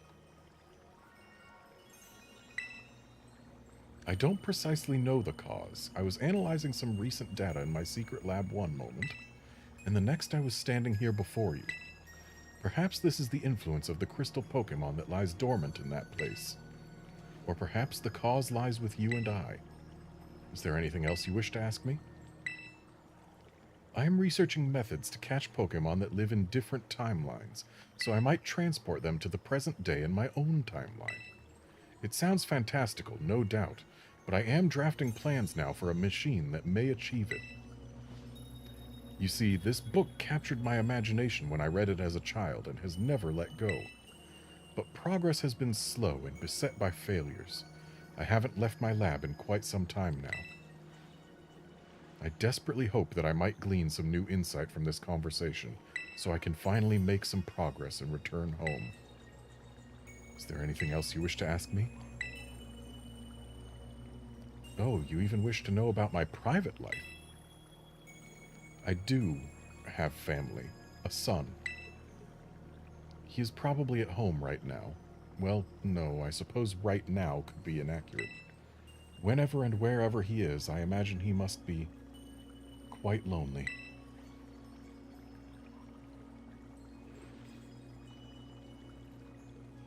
Now, let us trade places in this exchange. I'd say the time has come for my own questions. What is this place? It doesn't appear to be anywhere in Paldea. So we're at Kitakami's crystal pool, eh? I remember reading about it in certain texts. It is said to be a place where water wells up from the ground, imbued with terrestrial energy. It would seem that I've been shifted quite far in both space and time. My next question, then.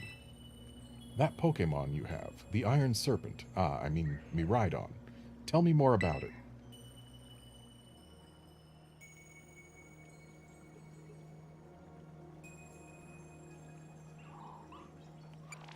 I mean, the thing that is most likely to be information to him is how I found it. Did you really?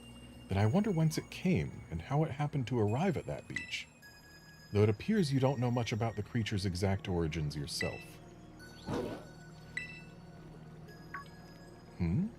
That book you have there, I don't recognize its cover. What is it?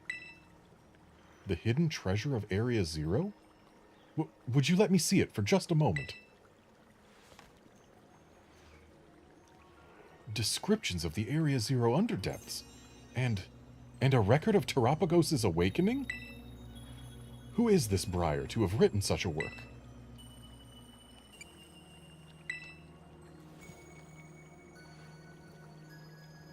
Now, isn't that something?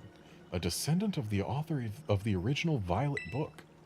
Exploration runs in the family, I see. At any rate, that is a book that would ignite the imagination of any true scientist. I'm sorry, but I simply must have the time to read this book more thoroughly.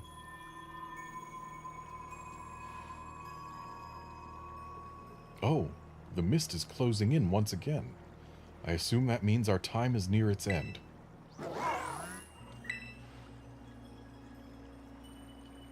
I wish I could spend longer getting to know the Iron Serpent, but I must hurry. That book, I imagine it must be quite valuable. It wouldn't feel right for me to claim it without offering you any recompense. An exchange, then, though I hate to part with something so precious to me. Would you consider trading me that book for my copy of the Violet book? Well, that'll mean that there'll be 2 copies of the Violet book in my timeline, won't there? Or 2 of his copy.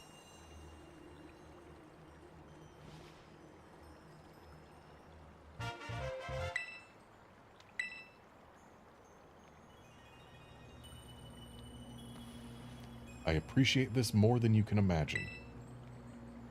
Perhaps I should take this chance to go home and enjoy a bit of downtime with a good book. This is where we part, fellow adventurer and Iron Serpent. How lucky we were to meet across space and time. I bid you adieu. Hey, don't go making any AI companions that will, cause problems. Also, spend some time with your son, and don't summon anything from the future that'll murder you.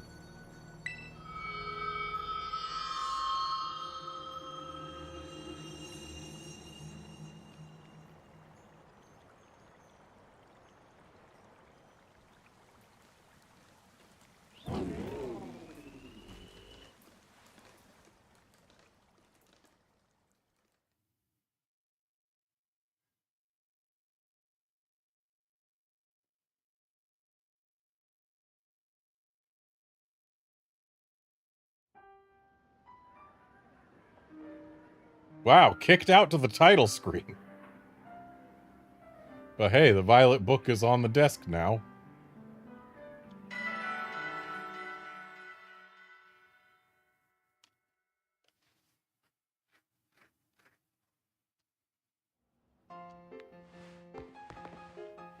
And we're at the Mesa Goza dorm room.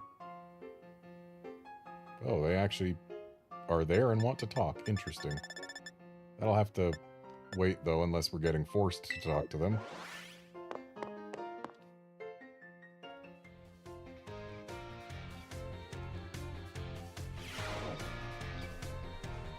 Okay, good. No need to talk to Team Star people. We can just bounce.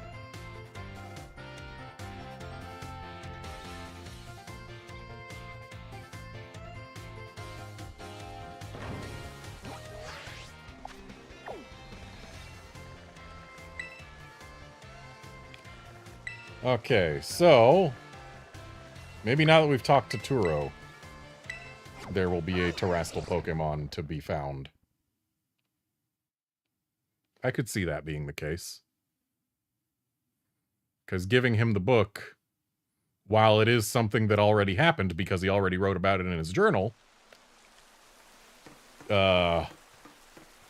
maybe we've bootstrapped enough to create a, why is it not working now? Where's my little warp to the center? There it is. Yes, maybe we have created enough of a bootstrap paradox to allow a new terrestrial Pokemon to spawn.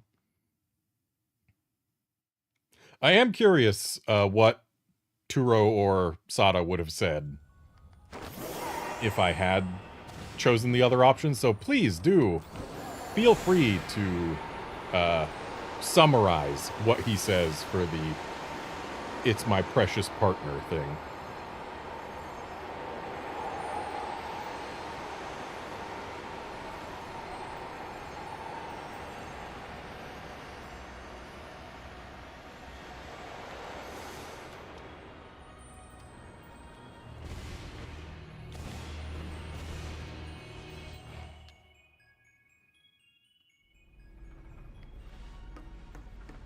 Because I can't exactly go back and choose the other options here.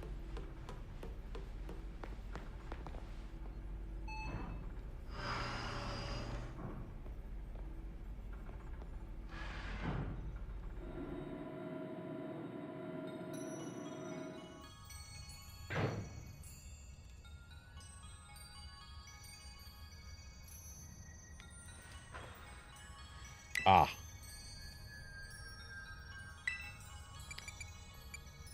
Will the journal entry have been added to? Nope. Can I find the white volume again? Because I neglected to actually, like, look at it.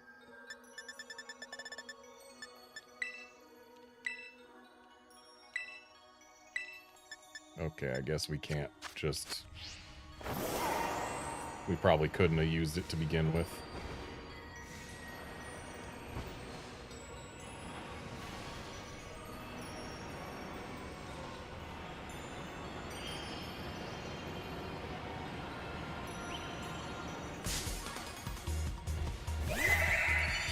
Accidentally ran over a Carbink.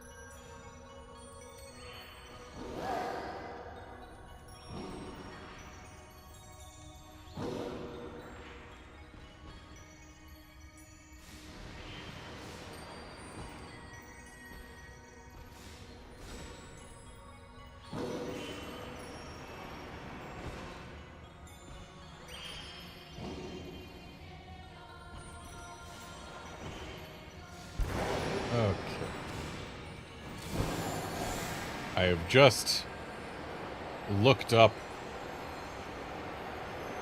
the area in which I am supposed to look for the Pokemon to open that up. And it's supposed to be reachable from a room connected to the area with the spiral ramp, which is this one. Ah. Okay, that's mean. This would have been so easy to see if they hadn't put that crystal there to block our view of it. Look at that.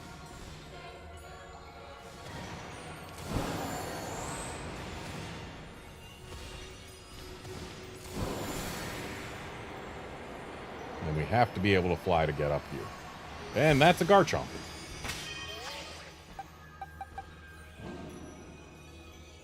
And since it's going to be Stellar Terra type, I don't want to take a Garchomp's Terra boosted Earthquake. But then again, joke's on him. Or, yes, joke's on him. I can just go Terra flying and not take a Terra boosted Earthquake. Grogly to you two.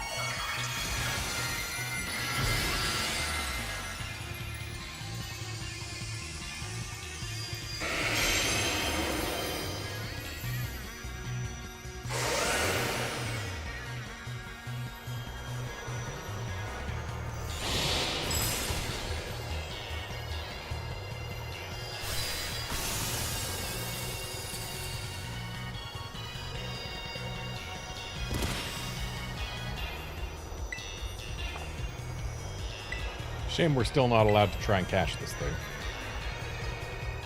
Garchomp, there's already a Sandstorm. You already kicked it up. You don't got to use Sandstorm 2 turns in a row. Just saying.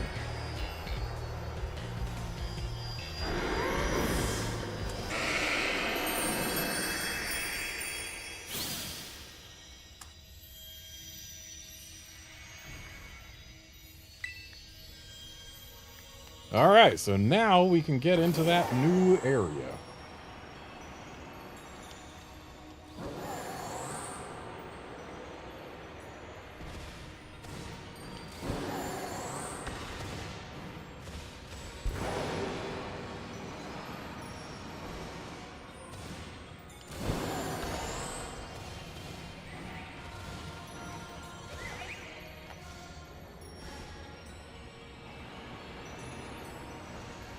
So there's a ton of items. Terra shards of all flavors, apparently.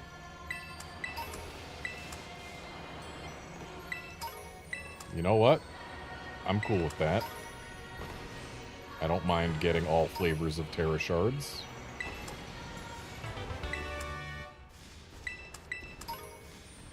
Oh, and a Terra Blast TM. And a Premier Ball? And Meteor Beam? And is that all that's in here? I was kind of hoping for something more interesting than just Terra Shards. And TMs. And a Premier Ball.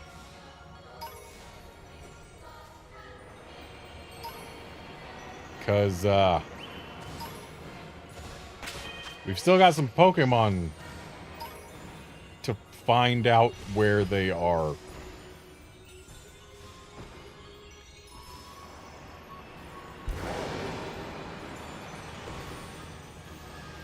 I still need Iron Crown and Iron whatever the Terrakion thing is going to be called.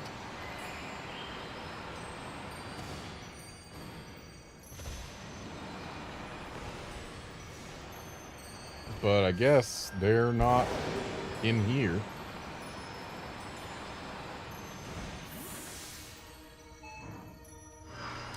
Maybe the Violet book can be used somewhere to give us access to wherever they are. Where would the Violet book be put? Well, it would be put in the time machine. But I can't go to the time machine. Do I go steal the Indigo disc back from the terminal and then come back in when it's rerouted to the time machine? Maybe that's it.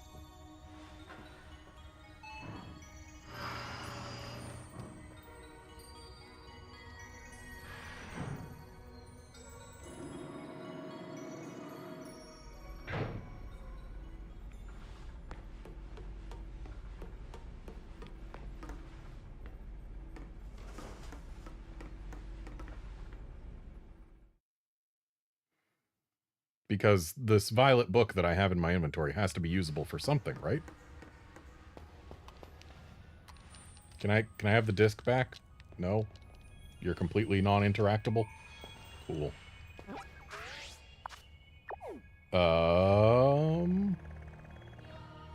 Do I take the book to the lighthouse?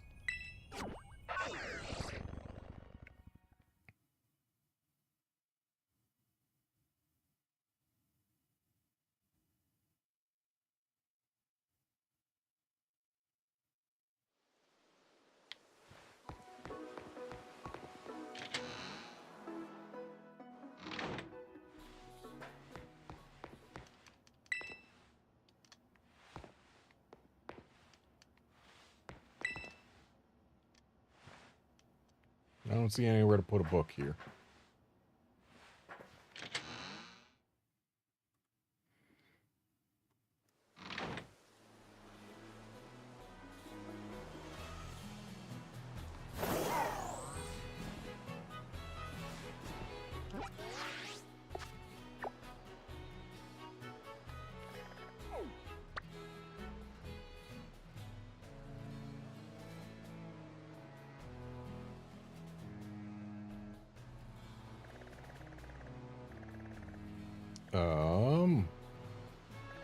Where else has the book mattered?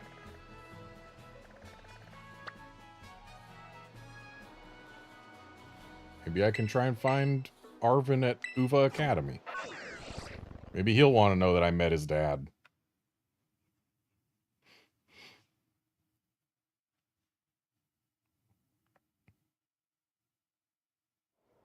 But then again, wouldn't he have had an exclamation mark somewhere on the map?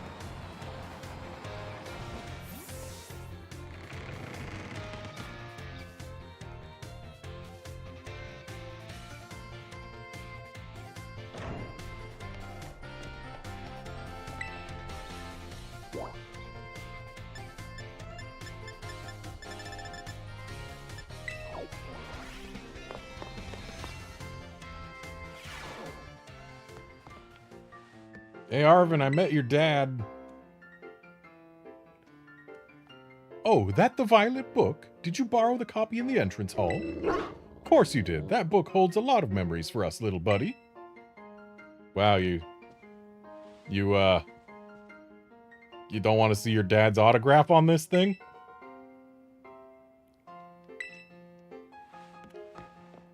Oh, well.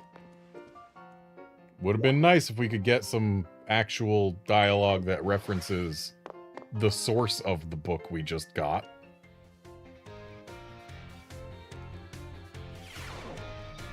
Well, whatever. I'm out of ideas. So I guess we'll go do parent stuff. And then next stream we'll figure out how to get Iron Crown and Iron whatever the other thing is.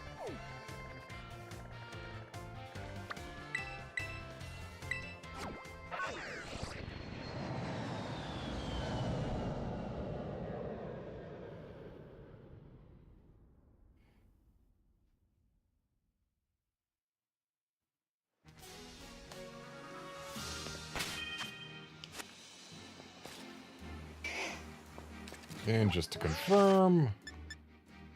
Yep, 224 caught is certainly more than 200 caught.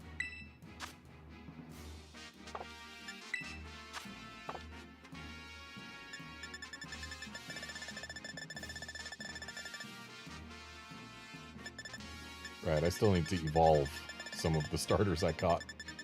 But whatever. We're already past the goal.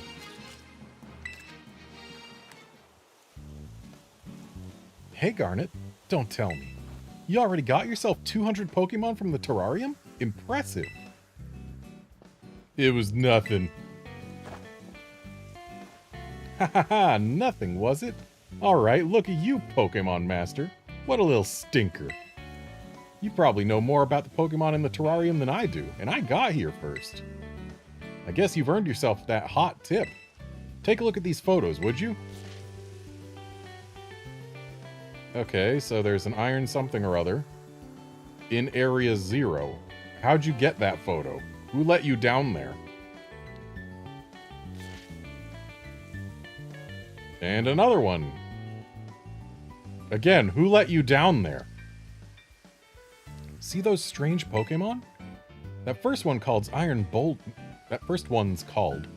Boulder, and that other one's Iron Crown. Totally unknown Pokemon in totally unknown places. If they're real, it'd be a huge deal. Apparently these places are in Paldea. You have any idea where, Garnet? Yep. Wow, are they famous spots? I want to visit them. Of course, you know how it is these days, right? These photos could totally be fakes. But if you want to know for sure, maybe you could go try to search these Pokemon out. I can show you the photos again anytime you like. Just give me a shout. And find me something good, Garnet. I've got faith in your survey skills. Okay, so Iron Boulder was hanging out near the water. And Iron Crown was hanging out on a ledge overlooking one of the research facilities.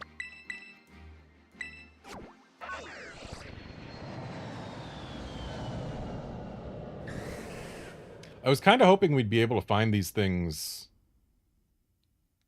actually, like, wandering around so that we could get more of them and, like, shiny hunt them. But it's looking like they might be one and dones, which is really sad, especially considering that Iron Leaves and Walking Wake are still raid exclusive. Why is the... There it is. I just have to complain about it, and then it works.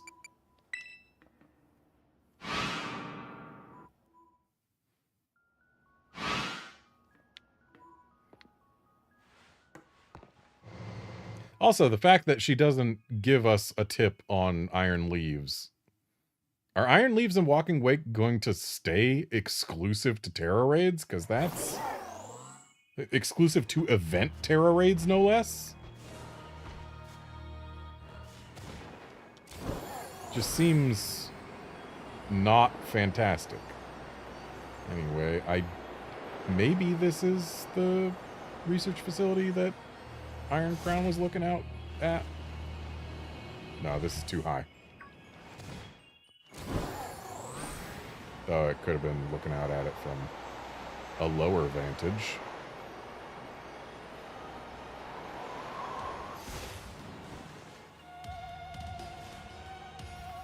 This looks closer to correct. That's an iron moth.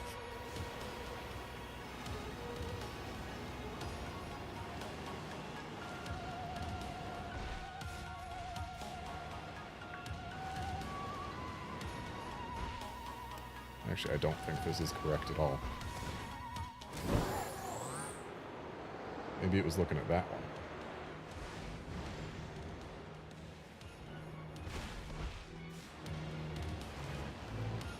I honestly should have paid more attention to the angles of things.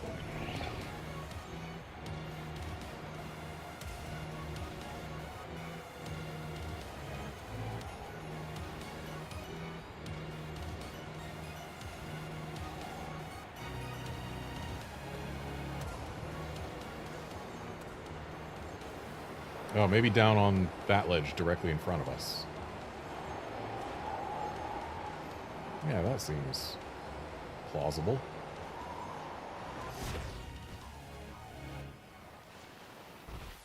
No, it doesn't. That doesn't look right.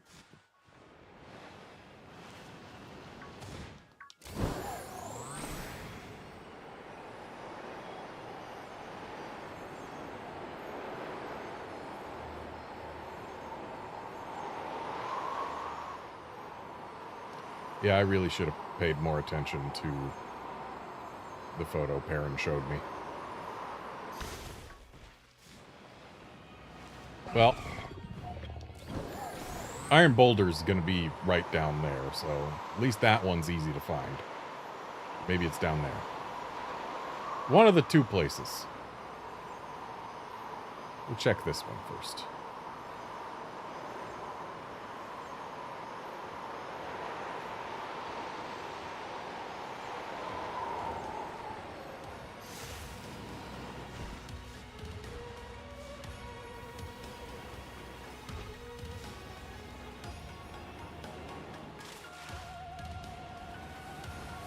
Okay, so it looks like it's going to be on the other side of the crater then.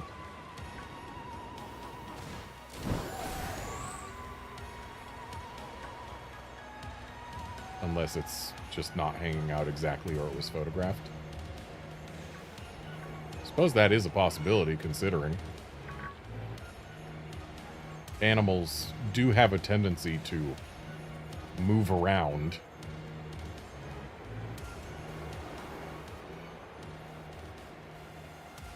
In fact, the Japanese term for animal, dobutsu, Means moving thing. So yeah.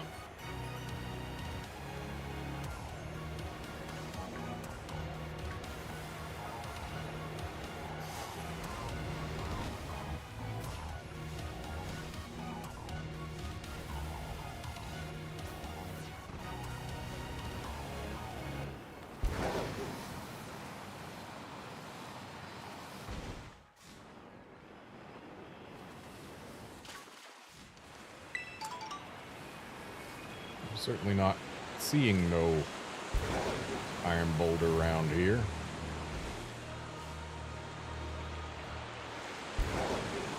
See, I think I need to go look at those photos again and actually commit them to memory.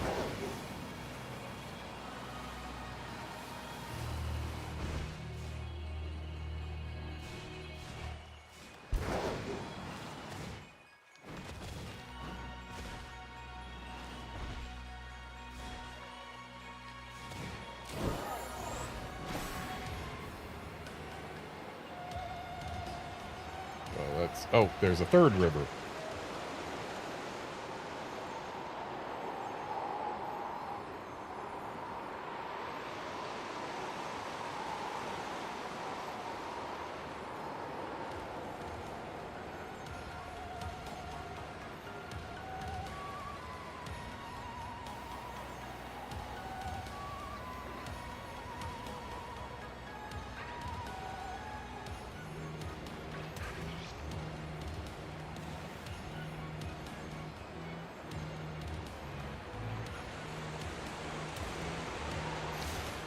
The whole camera relative directions thing just bit me again. I hate it so much.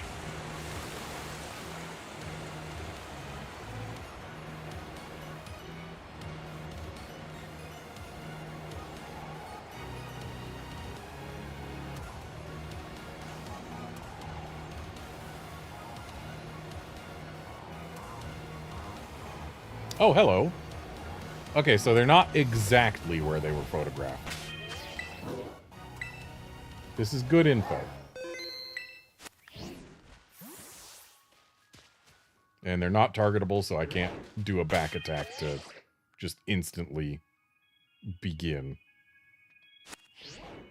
So Iron Leaves was grass psychic. And we know that Iron Crown is like steel psychic or something. So this is what? Rock psychic?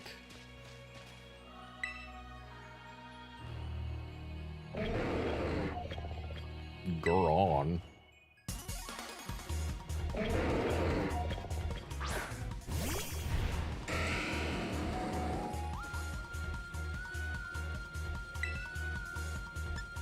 Let's give it an ice punch.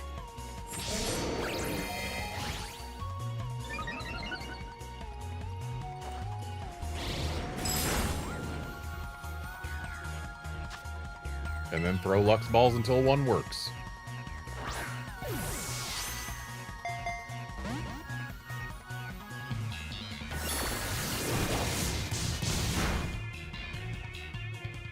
Mega Horn. Interesting.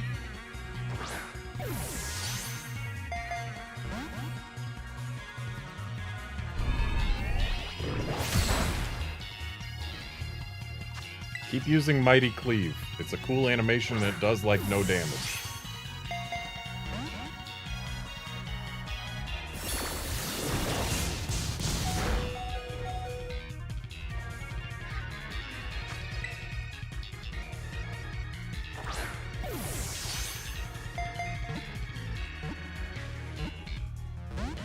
So close.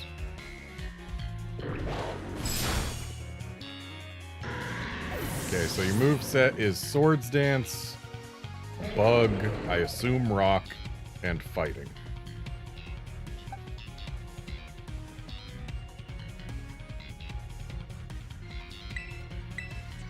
Go fish.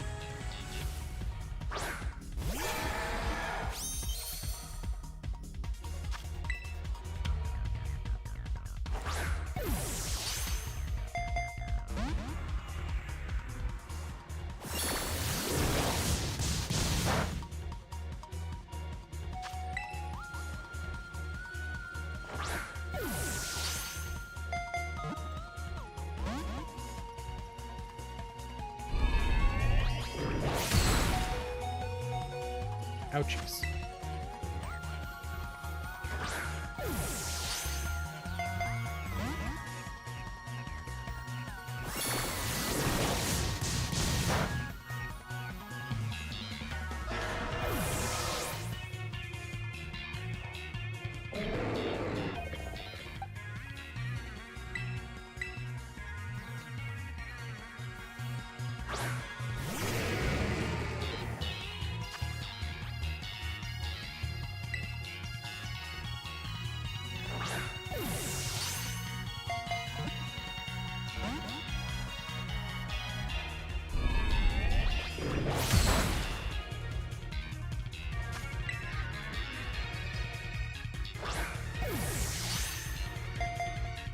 I miss when I was catching my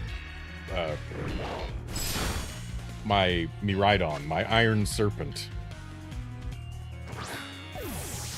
Pretended that a Lux Ball was a Quick Ball, and it actually got a crit capture right away.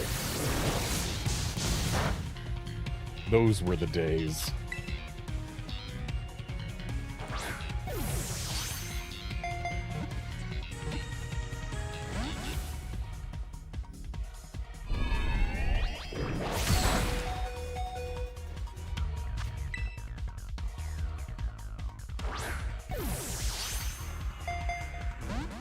So I think Komodo is going to be the priority for revives when we get to that point. Mainly because it resists most of the things that this guy's throwing at it. Let's send Arcanine out now, just get that Intimidate going. Why not? Honestly, probably should have thrown it out first.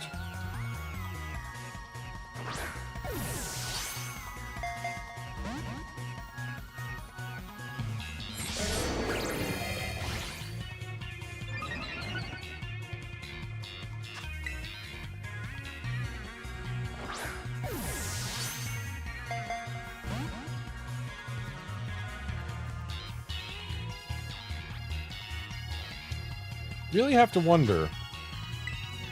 Like, Perrin was talking as though she didn't take these photos herself, which makes sense. She wouldn't have been allowed into Area Zero. The question is, who gave her the photos? And how did they get into Area Zero?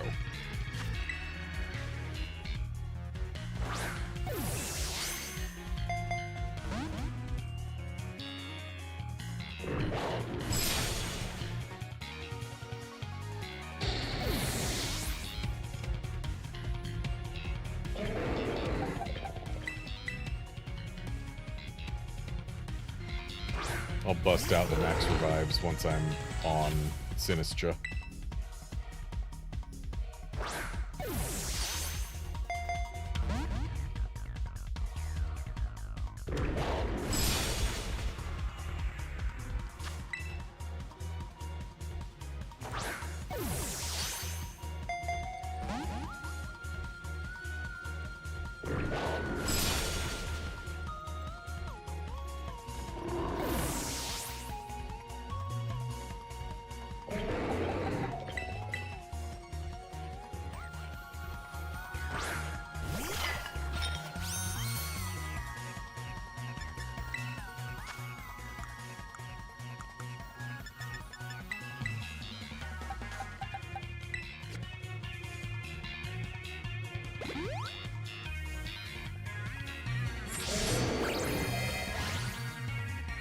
Okay, I don't like seeing more swords dances.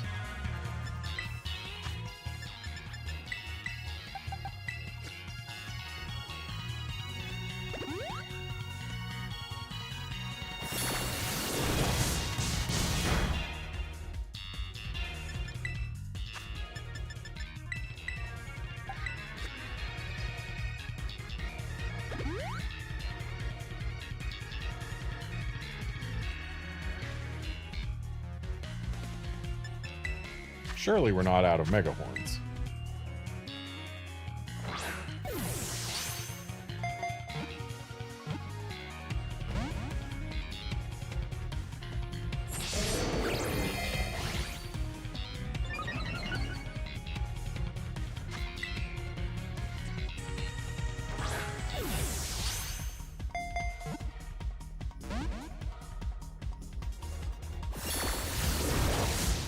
We are not out of Mega Horns. They just used Sacred Sword because it was feeling saucy, I guess?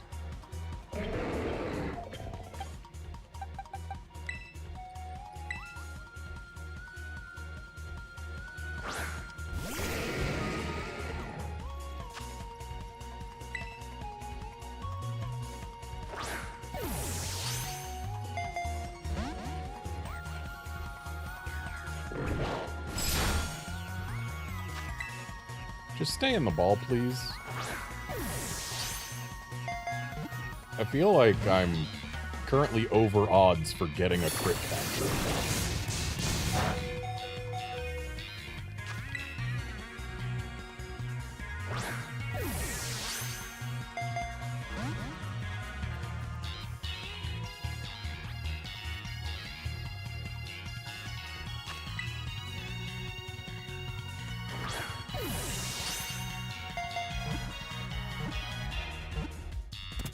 There we go.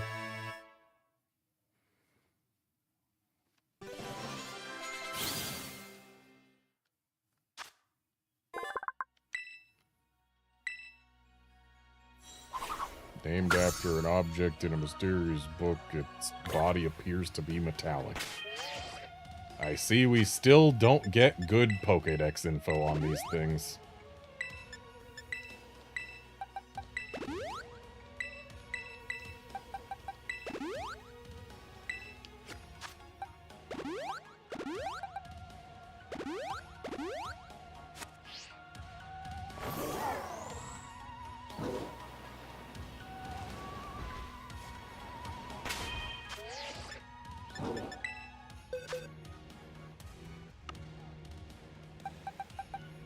Okay, Iron Boulder, let's see what you've got going on.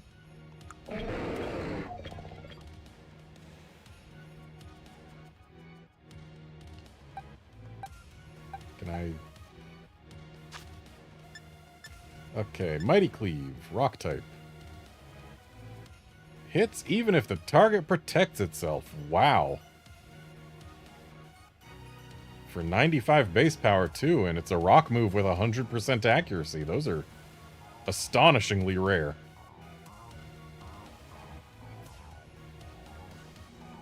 Yeah, that is a pretty nice signature move.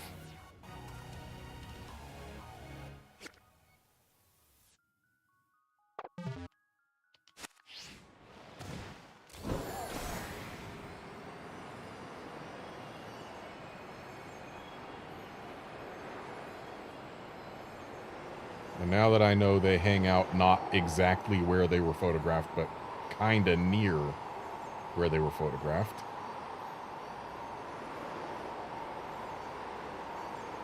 I believe I need to look around at least a little more for Iron Crown.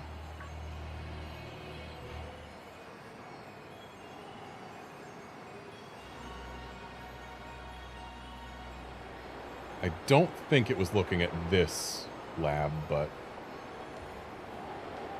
I'm not entirely certain, so I'm just going to look around at vantage points from whence that lab can be seen.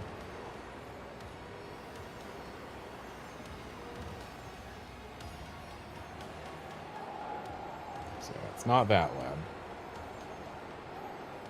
Unless it's on this ledge here.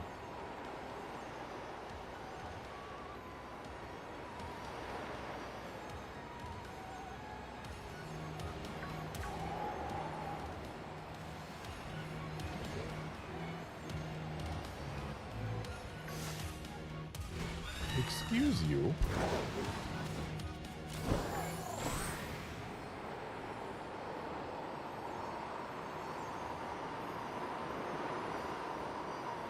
If it was looking down at this lab, then it would have had to be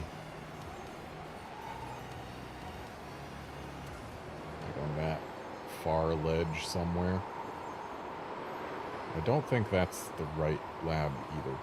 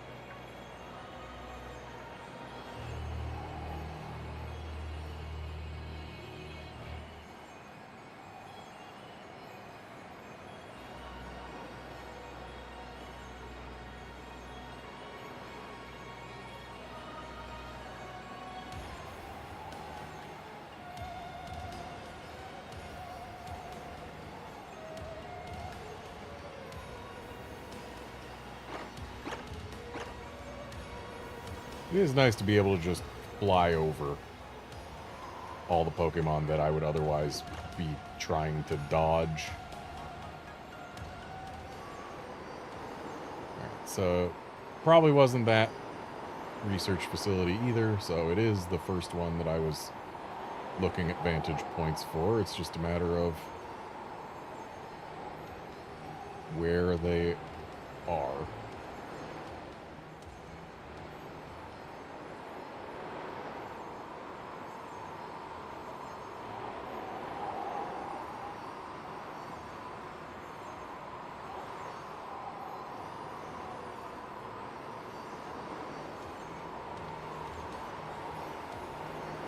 You know, I don't remember if it was even above or below the thing. There's too much 3D space to check. So let's go ask Perrin again.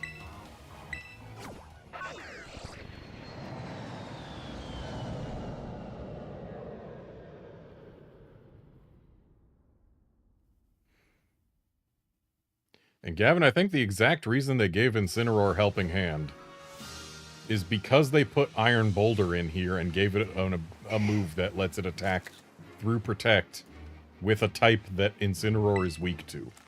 I think that is the exact reason that they gave Incineroar Helping Hand.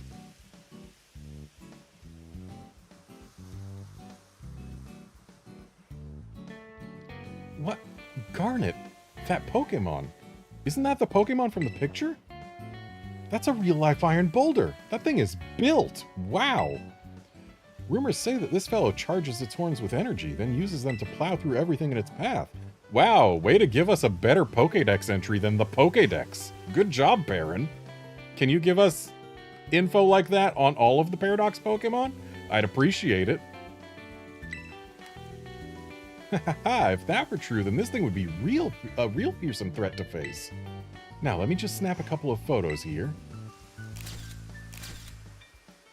You're snapping photos of me. The Iron Boulder isn't even around here.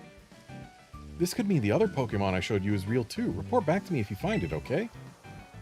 Okay, can you show me the photo? I want to see the photo again. Yes. Okay, so yeah, that's Lab 1 that it's overlooking. And it's on a ledge. There's more rock to its left, so it's not as high up as it can get. And the lab is off to the left.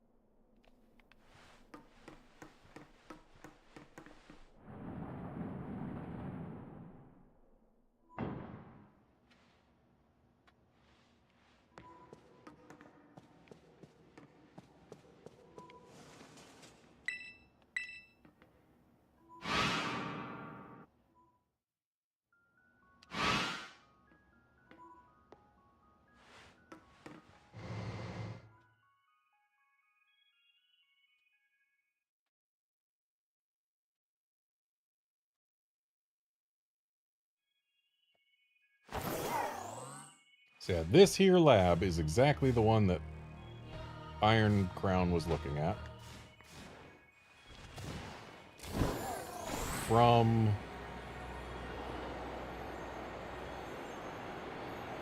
up in this direction. And for there to have been a rock wall to its left. Dang it! Still hate left and right being tied to camera. And I think Iron Crown's going to be up in here by the look. I think. Yep, there it is. Hanging out with giraffe rigs.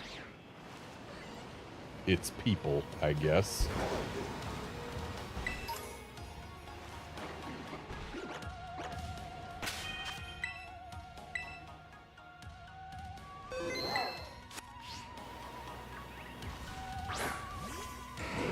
If only that worked.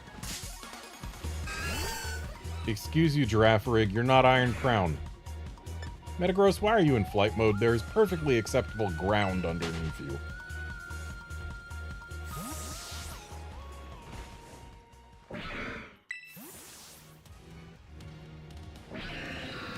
Cabra on. Bra.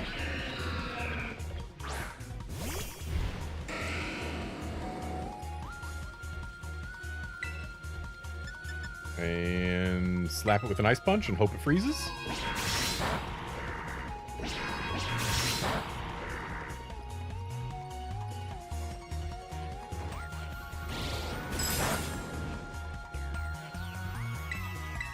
Yeah, we can do a few ice punches. Gives us a couple chances to get a freeze.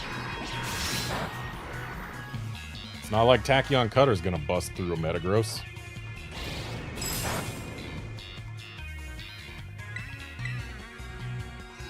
We've got 2 more chances to freeze it.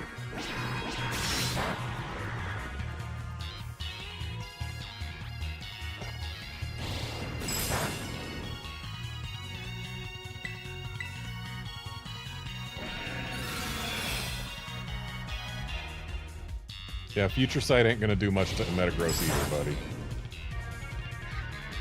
And no freeze, but whatever.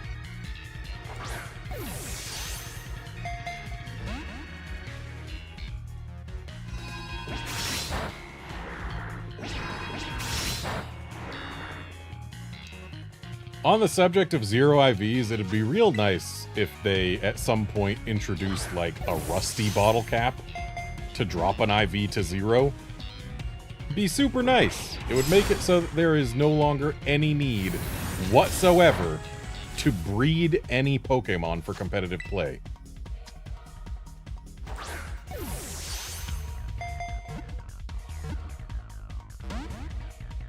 Soon as they give us rusty bottle caps to set an IV to 0,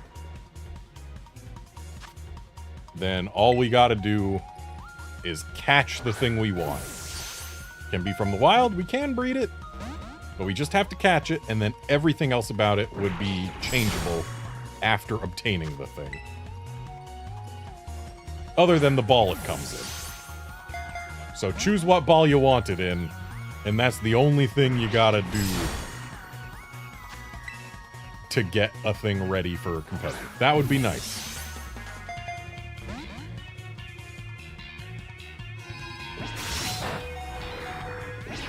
And no, Gavin, Iron Boulder took 0 resets to catch. So I am going to heal up my Metagross here. Just because it seems to be really good at walling this Iron Crown.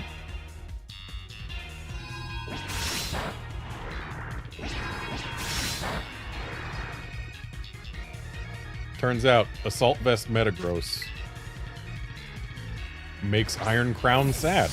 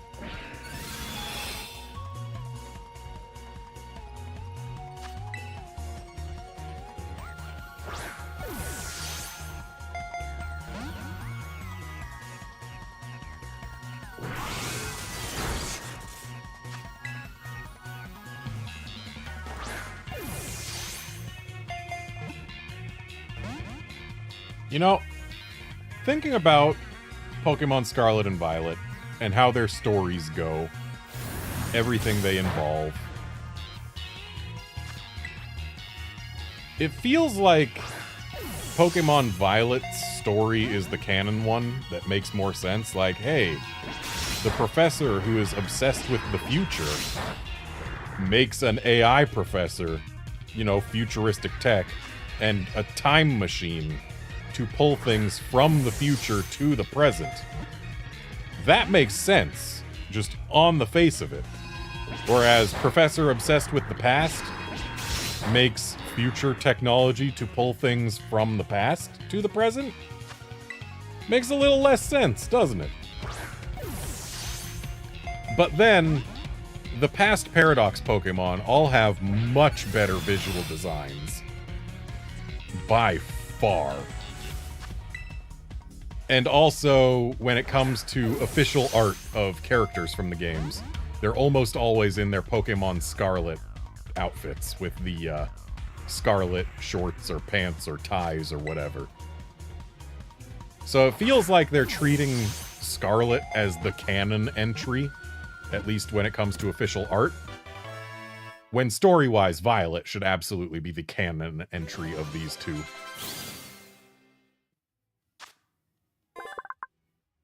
There was supposedly an incident in which it launched shining blades to cut everything around it to pieces. Little else is known about it.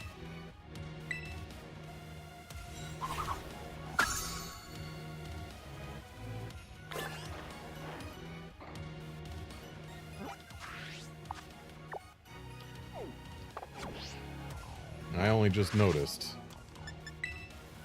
that Iron Leaves and Walking Wake are past Terrapagos in the decks. Does that mean that they're... And also they're only available from event raids. Does that mean that these two are technically mythical Pokemon?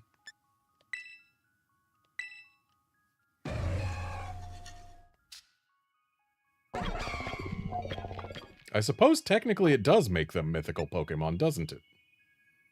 Given that they are event exclusive. And they come after the legendary of the DLC.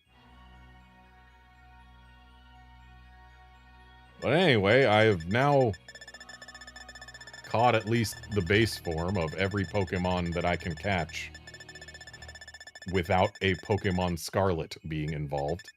I've tried a couple times to get in on Rampardos raids, but I always either get communication errors or am told you couldn't join the raid. And I have yet to see any raids for Alolan Ninetales.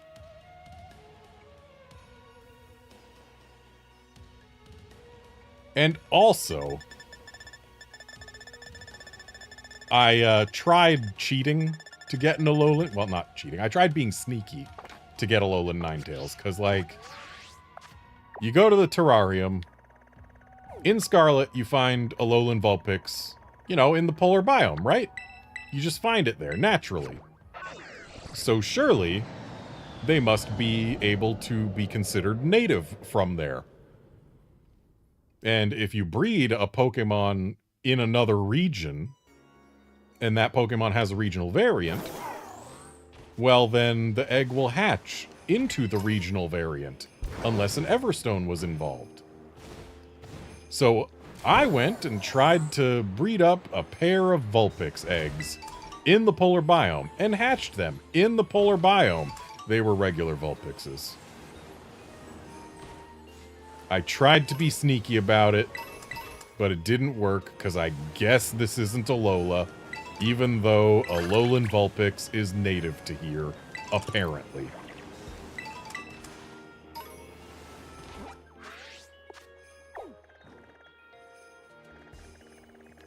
Oh, right, I should go talk to Perrin about that thing that I just caught. She probably wants to know about it, huh?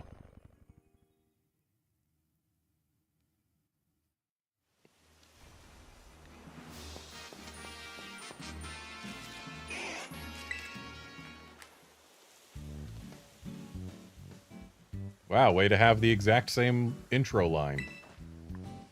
A real Iron Crown, it's so mecha. Rumor has it that this fellow can fire off beams from its horns that'll cut through anything at all. Ha ha ha, if that were true, then this thing would be a real fearsome threat to face. Well, let me just snap a couple of photos here.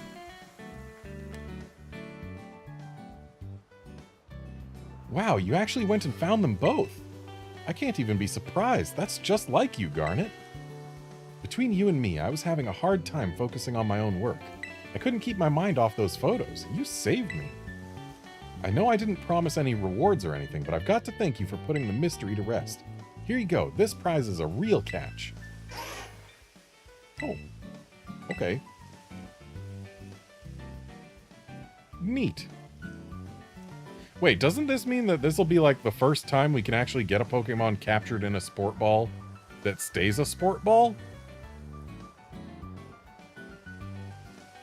Or am I failing to remember some other time? It's wild how much mystery is left in the world, isn't it? When you're a kid, you can just run wholehearted wherever you want, but it's not so easy when you get older. You keep running, Garnet. Find unknown Pokemon, have grand adventures. Do it for me. And now I think I'd better get back to work.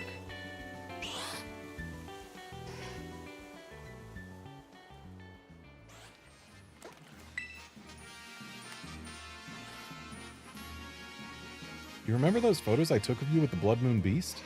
Even though they didn't turn out great, they're still some of my favorites. I treasure every last picture I took that night. I mean, if you want more photos of me with the Blood Moon Beast, there it is.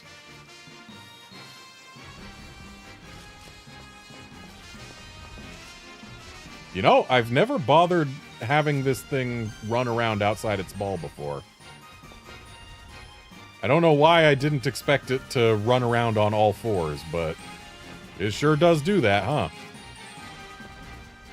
Just like any other Ursaluna would.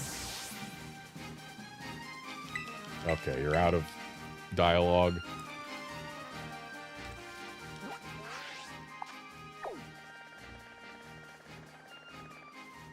Well, I suppose that means all I have left to do in this DLC is coaches and shiny hunting.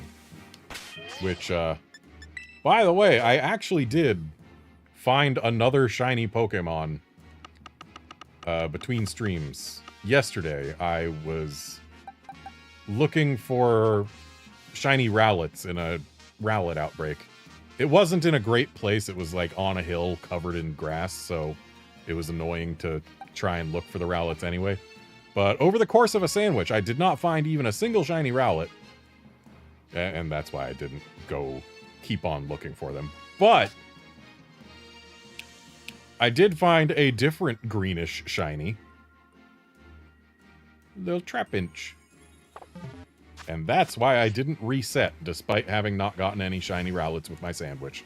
Even though the Trapinch, the flying shiny sandwich I made did not help me find it. It was just random Trapinch. But we take those.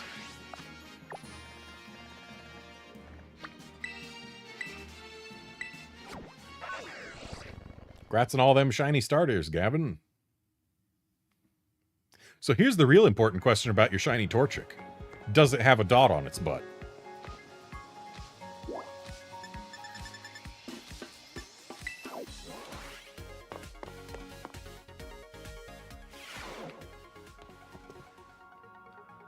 Carmine's still not in her room.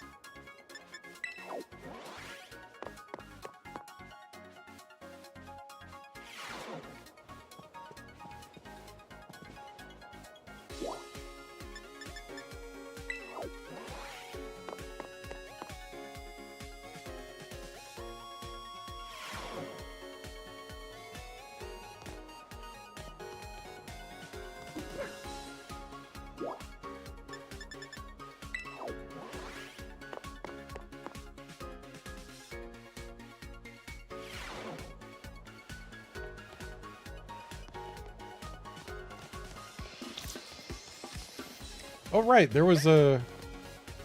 They said a guy in blue was looking for me. By the entrance.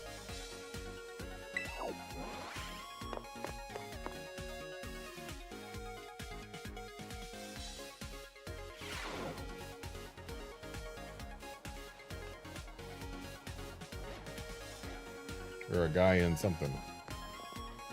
I think is this guy. Blue suit. Looks like him. Well, bluish. Oh ho ho, would you look at the cut of your jib? You must be the one everyone's talking about. You're the Paldean exchange student, Garnet, or my name's not Snacksworth. Yes, indeed, call me Snacksworth. I do love to see the young students putting some real effort into their self-improvement. Especially the kids who really give their all for the old BBQs. I reward them with snacks. These snacks I make are very special treats, made just to the tastes of certain Pokemon. With one of my snacks in hand, you may find yourself running into quite spectacular Pokemon. So come give old Snacksworth the latest whenever you've been hard at work on those BBQs. I've been hard at work on those BBQs. Now let's see if you've been chipping away at those BBQs or not, Garnet. Heavens to Betsy, you've gone and completed a group quest. Several, actually. I'd say you've earned yourself one of my special snacks, Garnet. Oh. How do you know what Kyurem likes? That there's a Kyurem treat.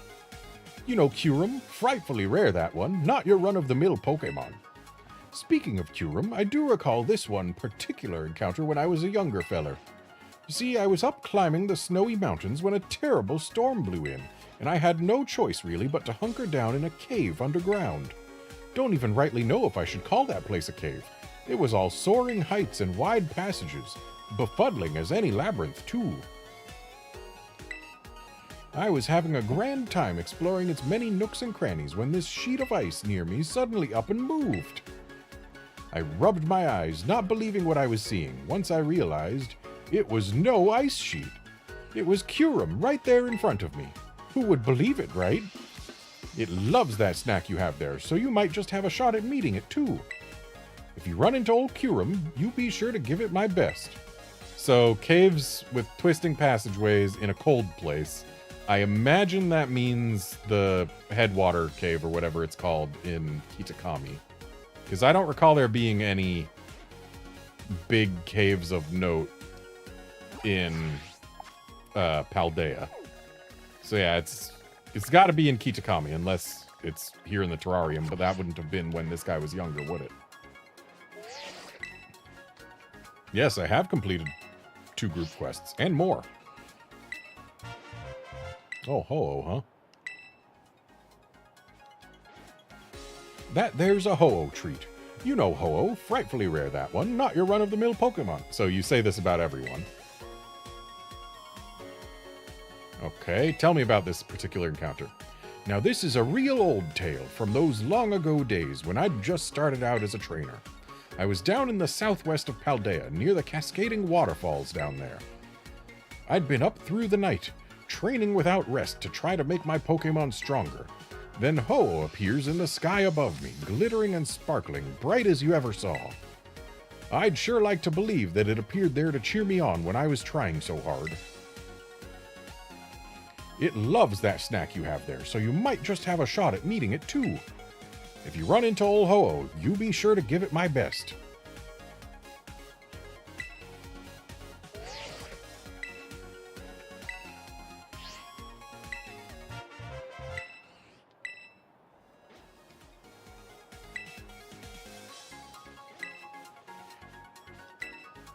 I'd gone to pay Paldea's Pokemon League a little visit at that fine building they've got there.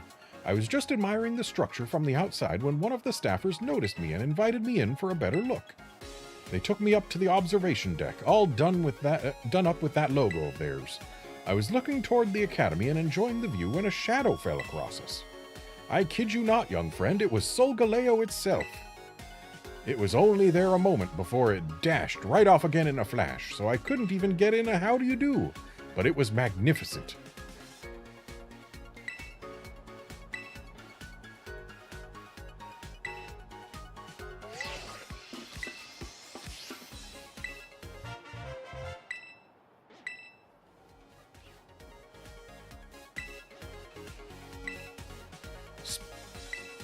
One day I ran smack dab into it, brazen as you please, while I was up in northeast Paldea Sea. We couldn't speak each other's language, but I got the feeling it was telling me to follow it.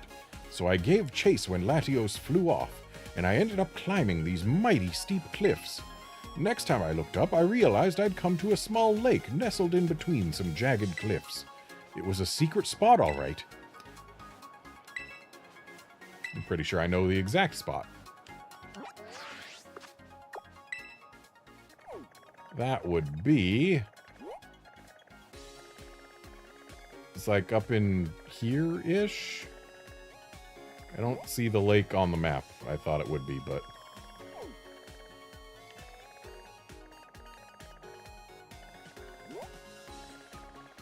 Yeah, it's like up around here-ish.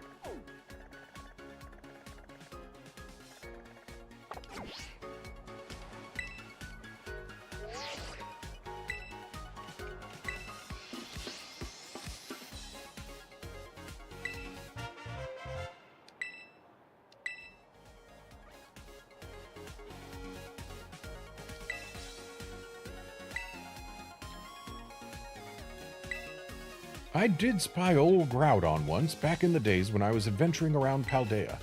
You know the huge cave system under that one town? I never can remember the name. Anyway, the name don't matter, except to say that that's the place where I saw that feller. I thought to myself, well, if that ain't Groudon, and I gave a big wave of my arms to say hello. What else are you supposed to do when faced with the continent Pokemon, I ask you? So anyway, I did that, and then it showed me its huge, fearsome claws. That it did. Alright, so that would be under Alfornada.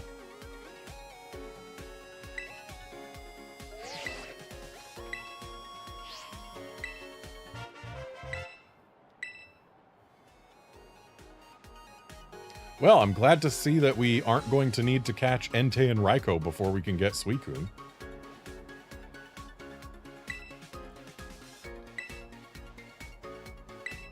See, I spotted Suicune once while I was out enjoying that famous lake you've got in Paldea. Oh, no. I don't want to go near that lake. The frame rate drops there. We ended up having a little contest of skill, seeing which one of us could get all the way to shore fastest.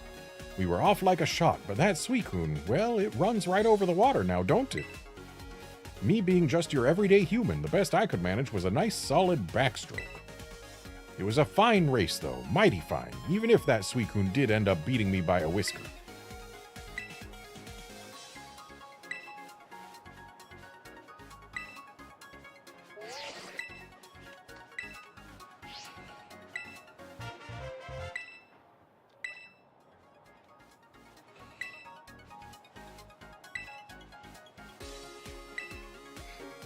It was just a regular day, and I was out doing a bit of my beloved rock climbing, as I am wont to. I'd made it up quite high when I turned around for a breath. I could just make out Cortondo in the distance off to the south. I was simply standing there admiring that view, when next thing I knew, Terrakion had plonked down for a sit right beside me. Perhaps it was simply at loose ends. It sat with me for a time, and we ate some snacks together.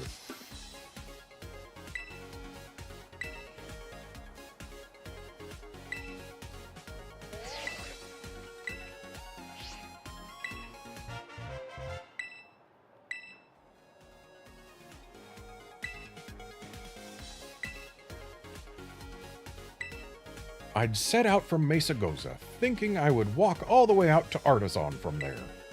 I was making fine progress when this great black shadow streaks across the sky to the east. I was consumed with curiosity, that's for sure, so I climbed real high to try and catch a better look. And wouldn't you know it, there was Zekrom. I stared up at it like a country lad seeing his first city, and it came down to land right near me. We watched one another for a time. I couldn't help but bask in how magnificent Zekrom is.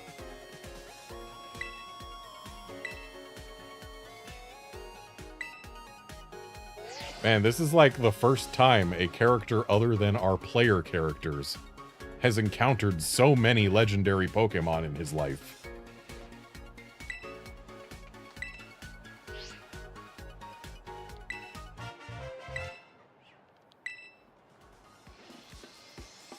Oh good, we get both Ho and Lugia.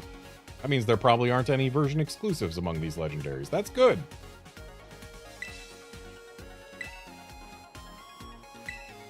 I was paddling in the sea off Paldea, enjoying a leisurely backstroke through those crystal waters. But it was real frigid stretch of sea, you understand. Didn't take long in that water before I'd started to lose all the warmth in my body. I was shaking like a leaf by the time I found an island and crawled ashore. What should appear before me but a great whirlpool heaving in the sea, and whoosh! Out of it comes Lugia itself. I was knocked flat on my backside in the shock of it all. So delighted I forgot I was even cold.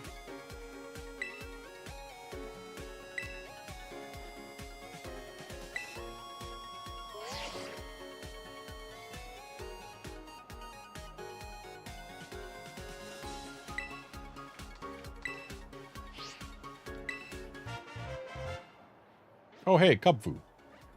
That's nice.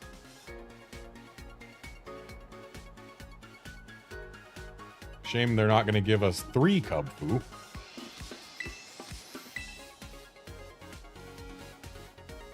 That there's a Cubfu treat. Speaking of Cubfu, I was adventuring off in Paldea when I saw Kubfu training. I ambled right up to it and asked, "Oh ho ho, hard at work training, are you?" Why, the two of us got on like a house on fire. We trained together for a time till Kubfu seemed to be itching to move on. But it left me a gift. It plucked up a haul of the bamboo sprouts that grew nearby just for me. It loves that snack you have there, so blah blah blah. I wonder, how are we supposed to evolve Kubfu in this game? Because in Sword and Shield, we had to take it through training at one of two dojos. Those dojos aren't in this game. So how do we evolve it here?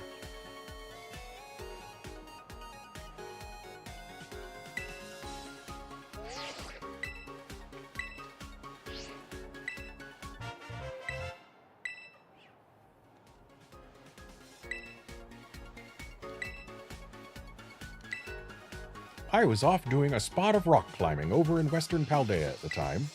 The weather was sure something else that day. Sandstorms were kicking up the whole desert. My mouth was as sandy as the ground. I was about ready to call it quits when Moltres appeared in a blaze of glory, so bright you could see it through the blowing sands. I don't know if it meant to cheer me on, but it certainly did, and I completed my climb that day.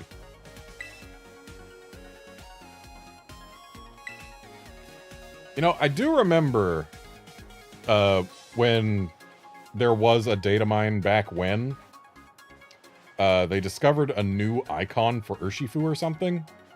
So maybe Urshifu gets an entirely new evolution now. That would be neat. Or not new evolution, new form.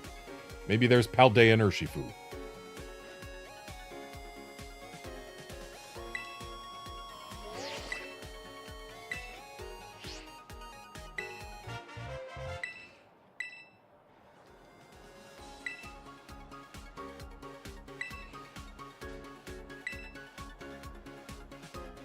I was off enjoying a spot of backstroke in the sea to the south of Paldea at the time. I'd been going on for a good while, so I'd come to feel a bit tuckered out and in need of rest. Came ashore to rest on the sand in the shadow of some cliffs. When, you won't even believe it, there's Latias, just right there before me. Our eyes met, and it gave me a jolly little smile. Then it flew off again, out of sight.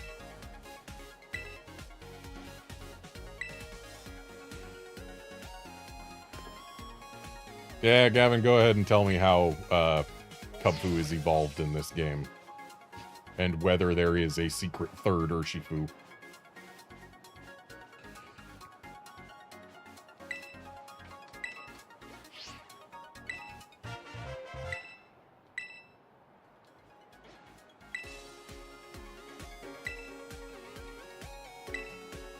I was off hiking among Paldea's peaks for a bit of fun, mountain climbing being a bit of a hobby. I was taking my sweet time meandering up some mountain paths dotted sparsely with trees. I came upon this old ruin on the path, covered in vines, and I thought to myself, now doesn't that seem as good a place as any to take a rest?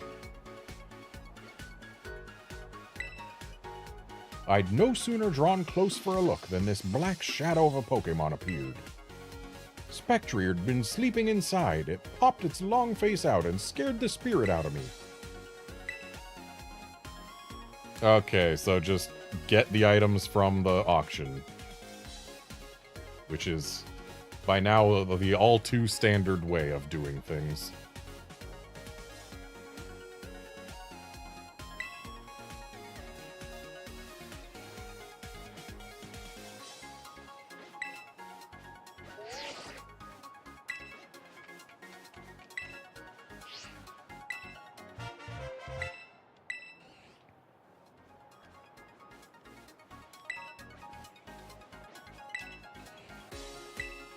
See, I'd found this lovely pond up in the snowy peaks of Paldea and had decided to go for a dip, hankering for a bit of cold water swimming.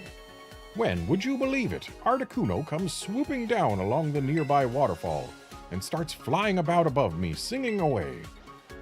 I was tickled pink, I was. Went on merrily singing with Articuno even as the sun set and the moon rose. Before I knew it, it was morning again.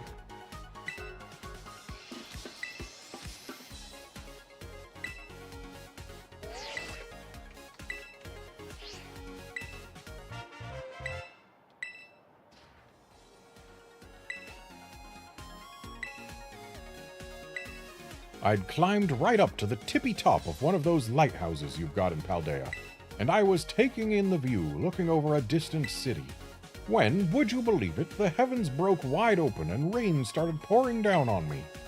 I thought I'd better get out of that mess in a hurry, so I turned to head down again. Then the whole sky lit up like a huge crash of lightning, and Zapdos came flying out of nowhere.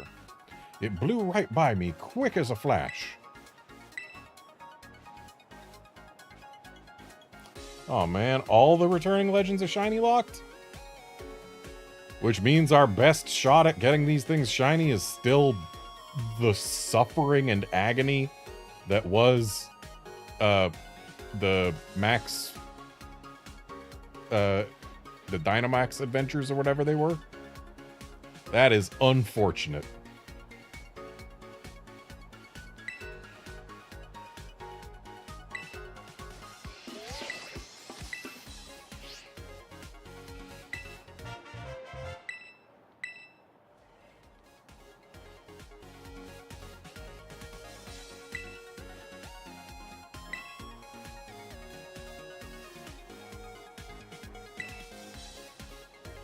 I was on one of my adventures in Paldea when Cobalion just pranced on down from a cliff.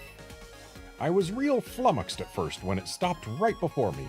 Maybe it was just pausing to stare because my face looked so funny. Anyway, that old Cobalion started to stroll away, so I followed, and it led me to a famed waterfall. I tried to say thanks, but old Cobalion just dashed off into the bamboo grove, cool as you please.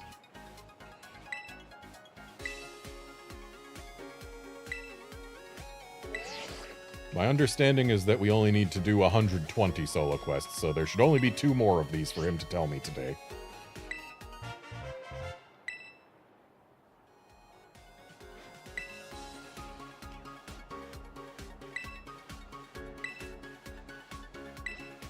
I was on a fine sandy beach in Paldea, gazing out at the sun as it set into the sea. Looking at the sun really reminds you just how small you are as one person, you know? I was getting all sentimental as I watched the light slipping away. It hadn't yet disappeared when suddenly this great crescent moon bloomed before my eyes. It was only there for an instant, so it was hard to get a good look. But I'm sure that silhouette belonged to Lunala, or my name's not Snacksworth.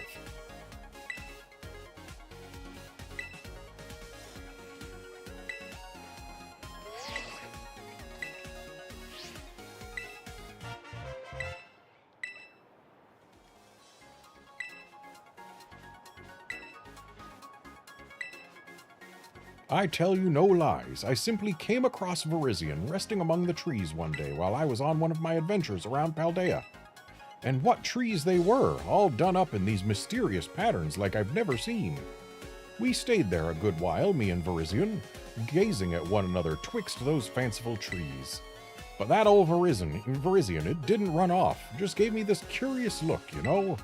So I sat there and told it about my adventures, and it listened with a kindly air the whole time.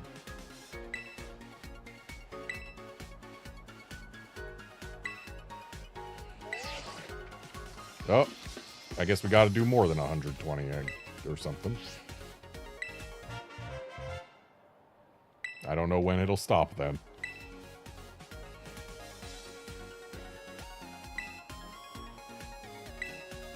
Speaking of Kyogre, I was on another one of my adventures around Paldea when I spotted these odd rocks in the sea. I thought to myself, now Snacksworth, those have got to be those famous rocks said to bring riches. So I figured I might as well squeeze my eyes shut real tight and make a wish on them.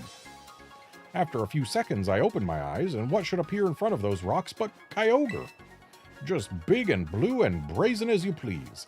Now that was a shocking day, make no mistake.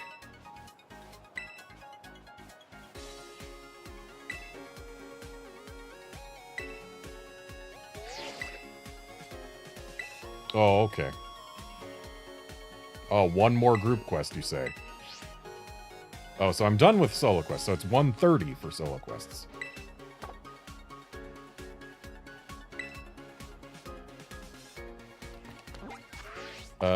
Last thing I'm going to do today. I have had the method for getting a returning mythical Pokemon spoiled for me.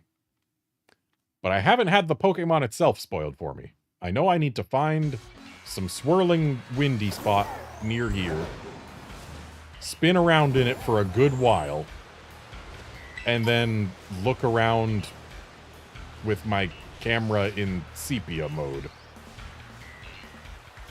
And yeah, I absolutely would never have found that on my own, under any circumstance.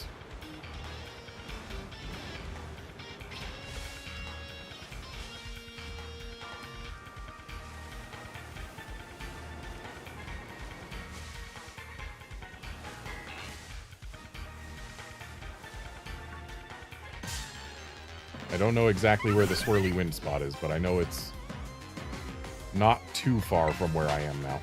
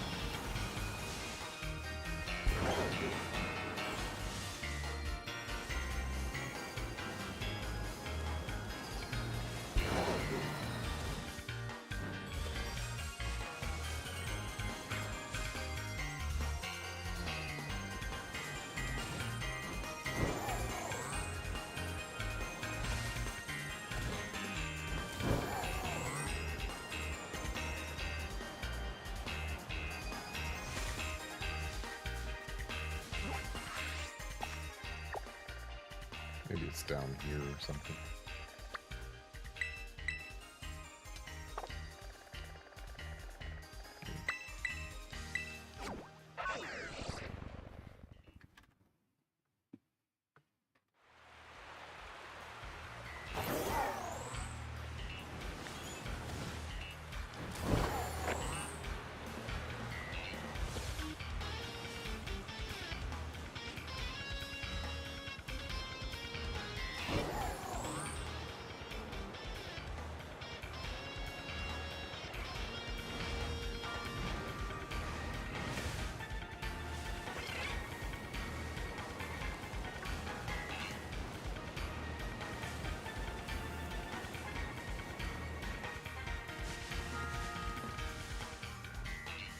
I was given a screenshot of the minimap location, so I'm just gonna go dig that up again.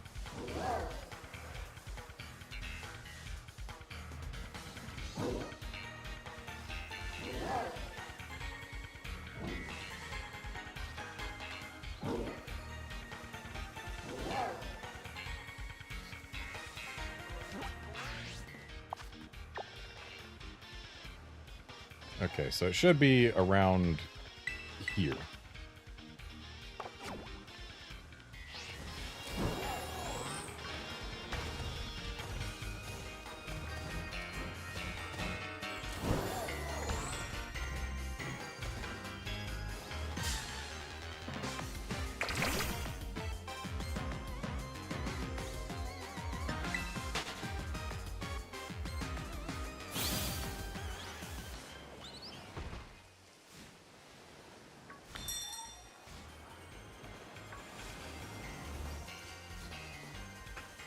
Oh! Swirly wind spot discovered.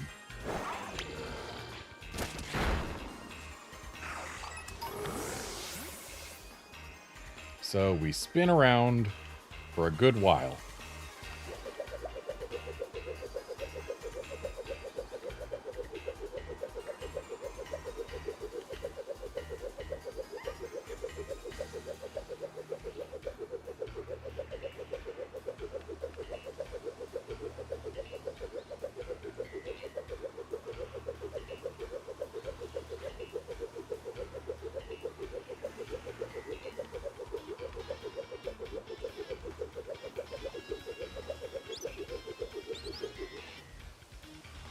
Then we look around with our camera in sepia mode.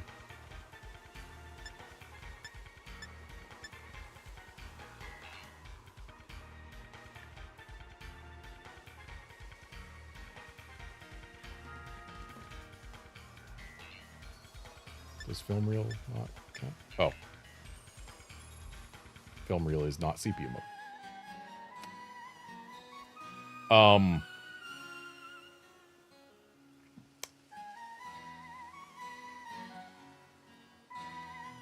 Oh.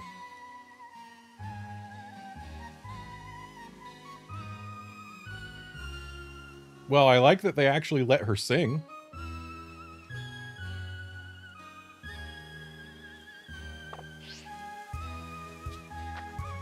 Don't know why it has to be in sepia mode to trigger her.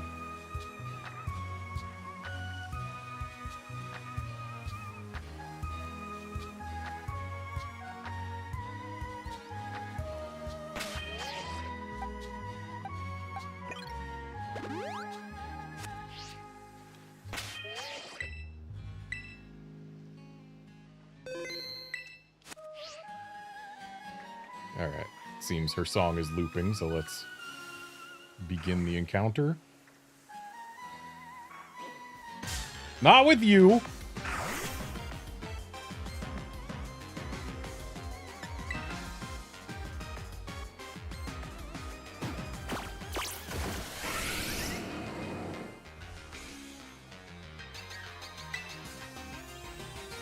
Fine, you want to be gotten rid of? Get out of here.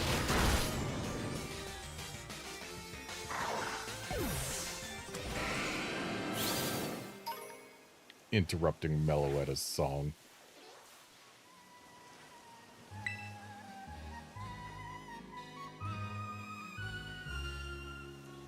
Melote to you too.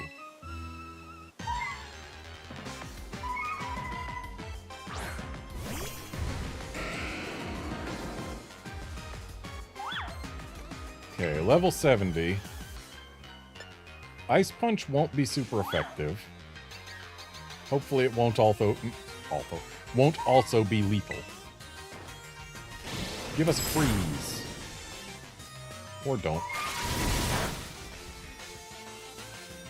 Also, hey, this is the first time Meloetta's ever been available for having in a ball other than Cherish or Poke. Because you could get a Meloetta in Pokemon Go, but it was always in a Pokeball there. So I'm going to get me a Lux Ball Meloetta.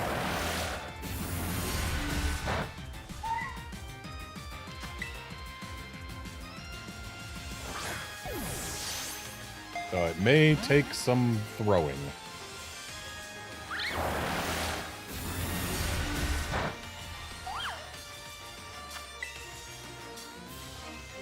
How in the heck did anyone figure out how to make Meloetta show up? Like, with the steps being what they were. Spin around in a certain spot for a good while and then look around with sepia tone camera.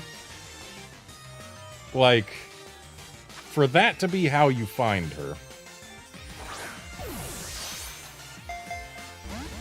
Maybe there's an NPC somewhere who mentions it? But if not, that has to be the kind of thing that, like, the Pokemon Company was planning to maybe put in one of their newsletters at some point. Like, say, hey, there's a secret Pokemon that you can go find if you do these steps.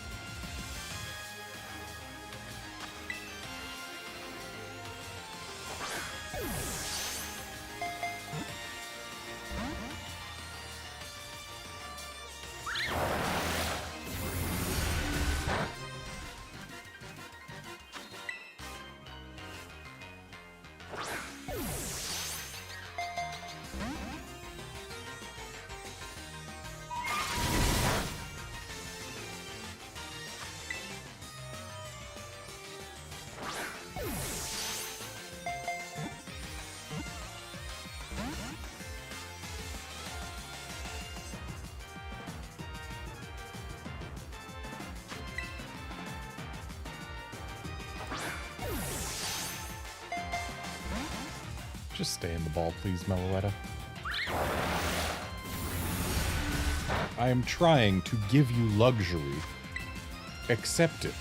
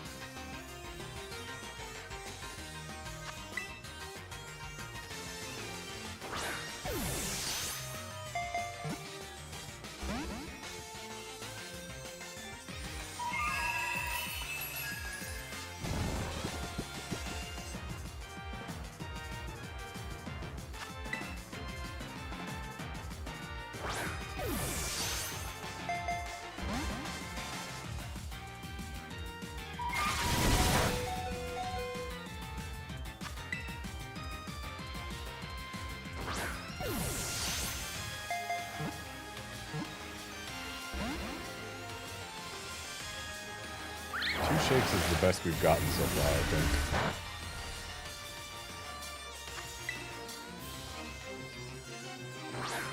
That said, all we need is a crit capture.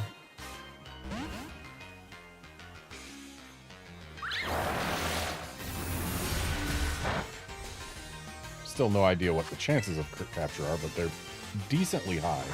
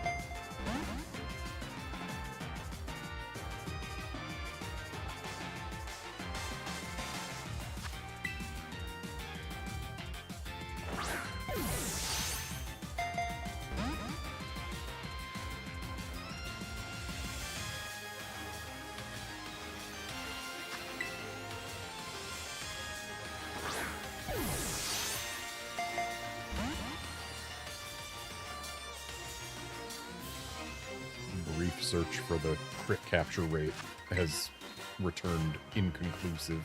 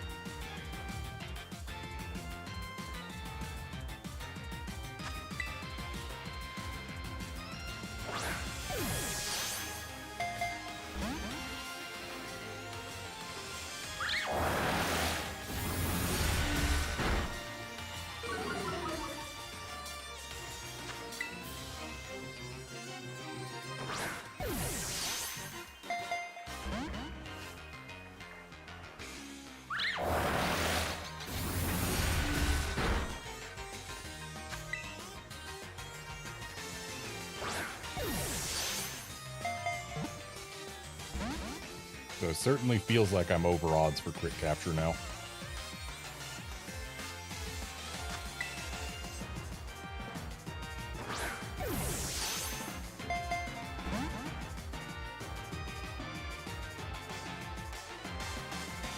I think the increased crit capture rate for having a bunch of things in your decks might only be applied to things you've already caught.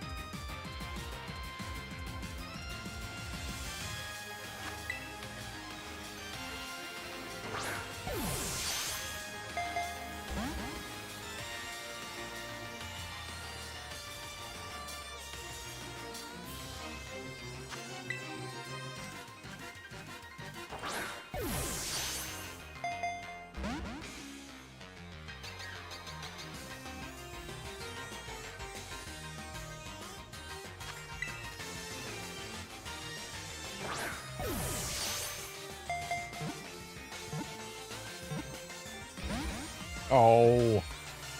Pretty sure that was the first time we got 3 shakes.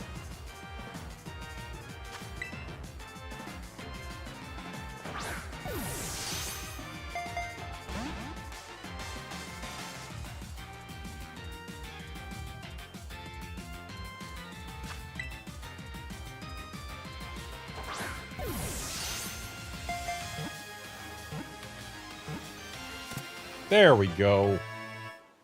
At least we didn't have to wait much longer after our first 3 shake.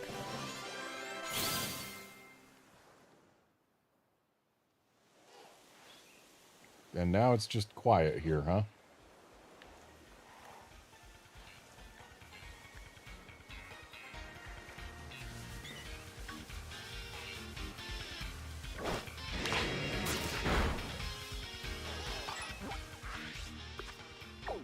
All right, well, I am going to go ahead and call it a stream here.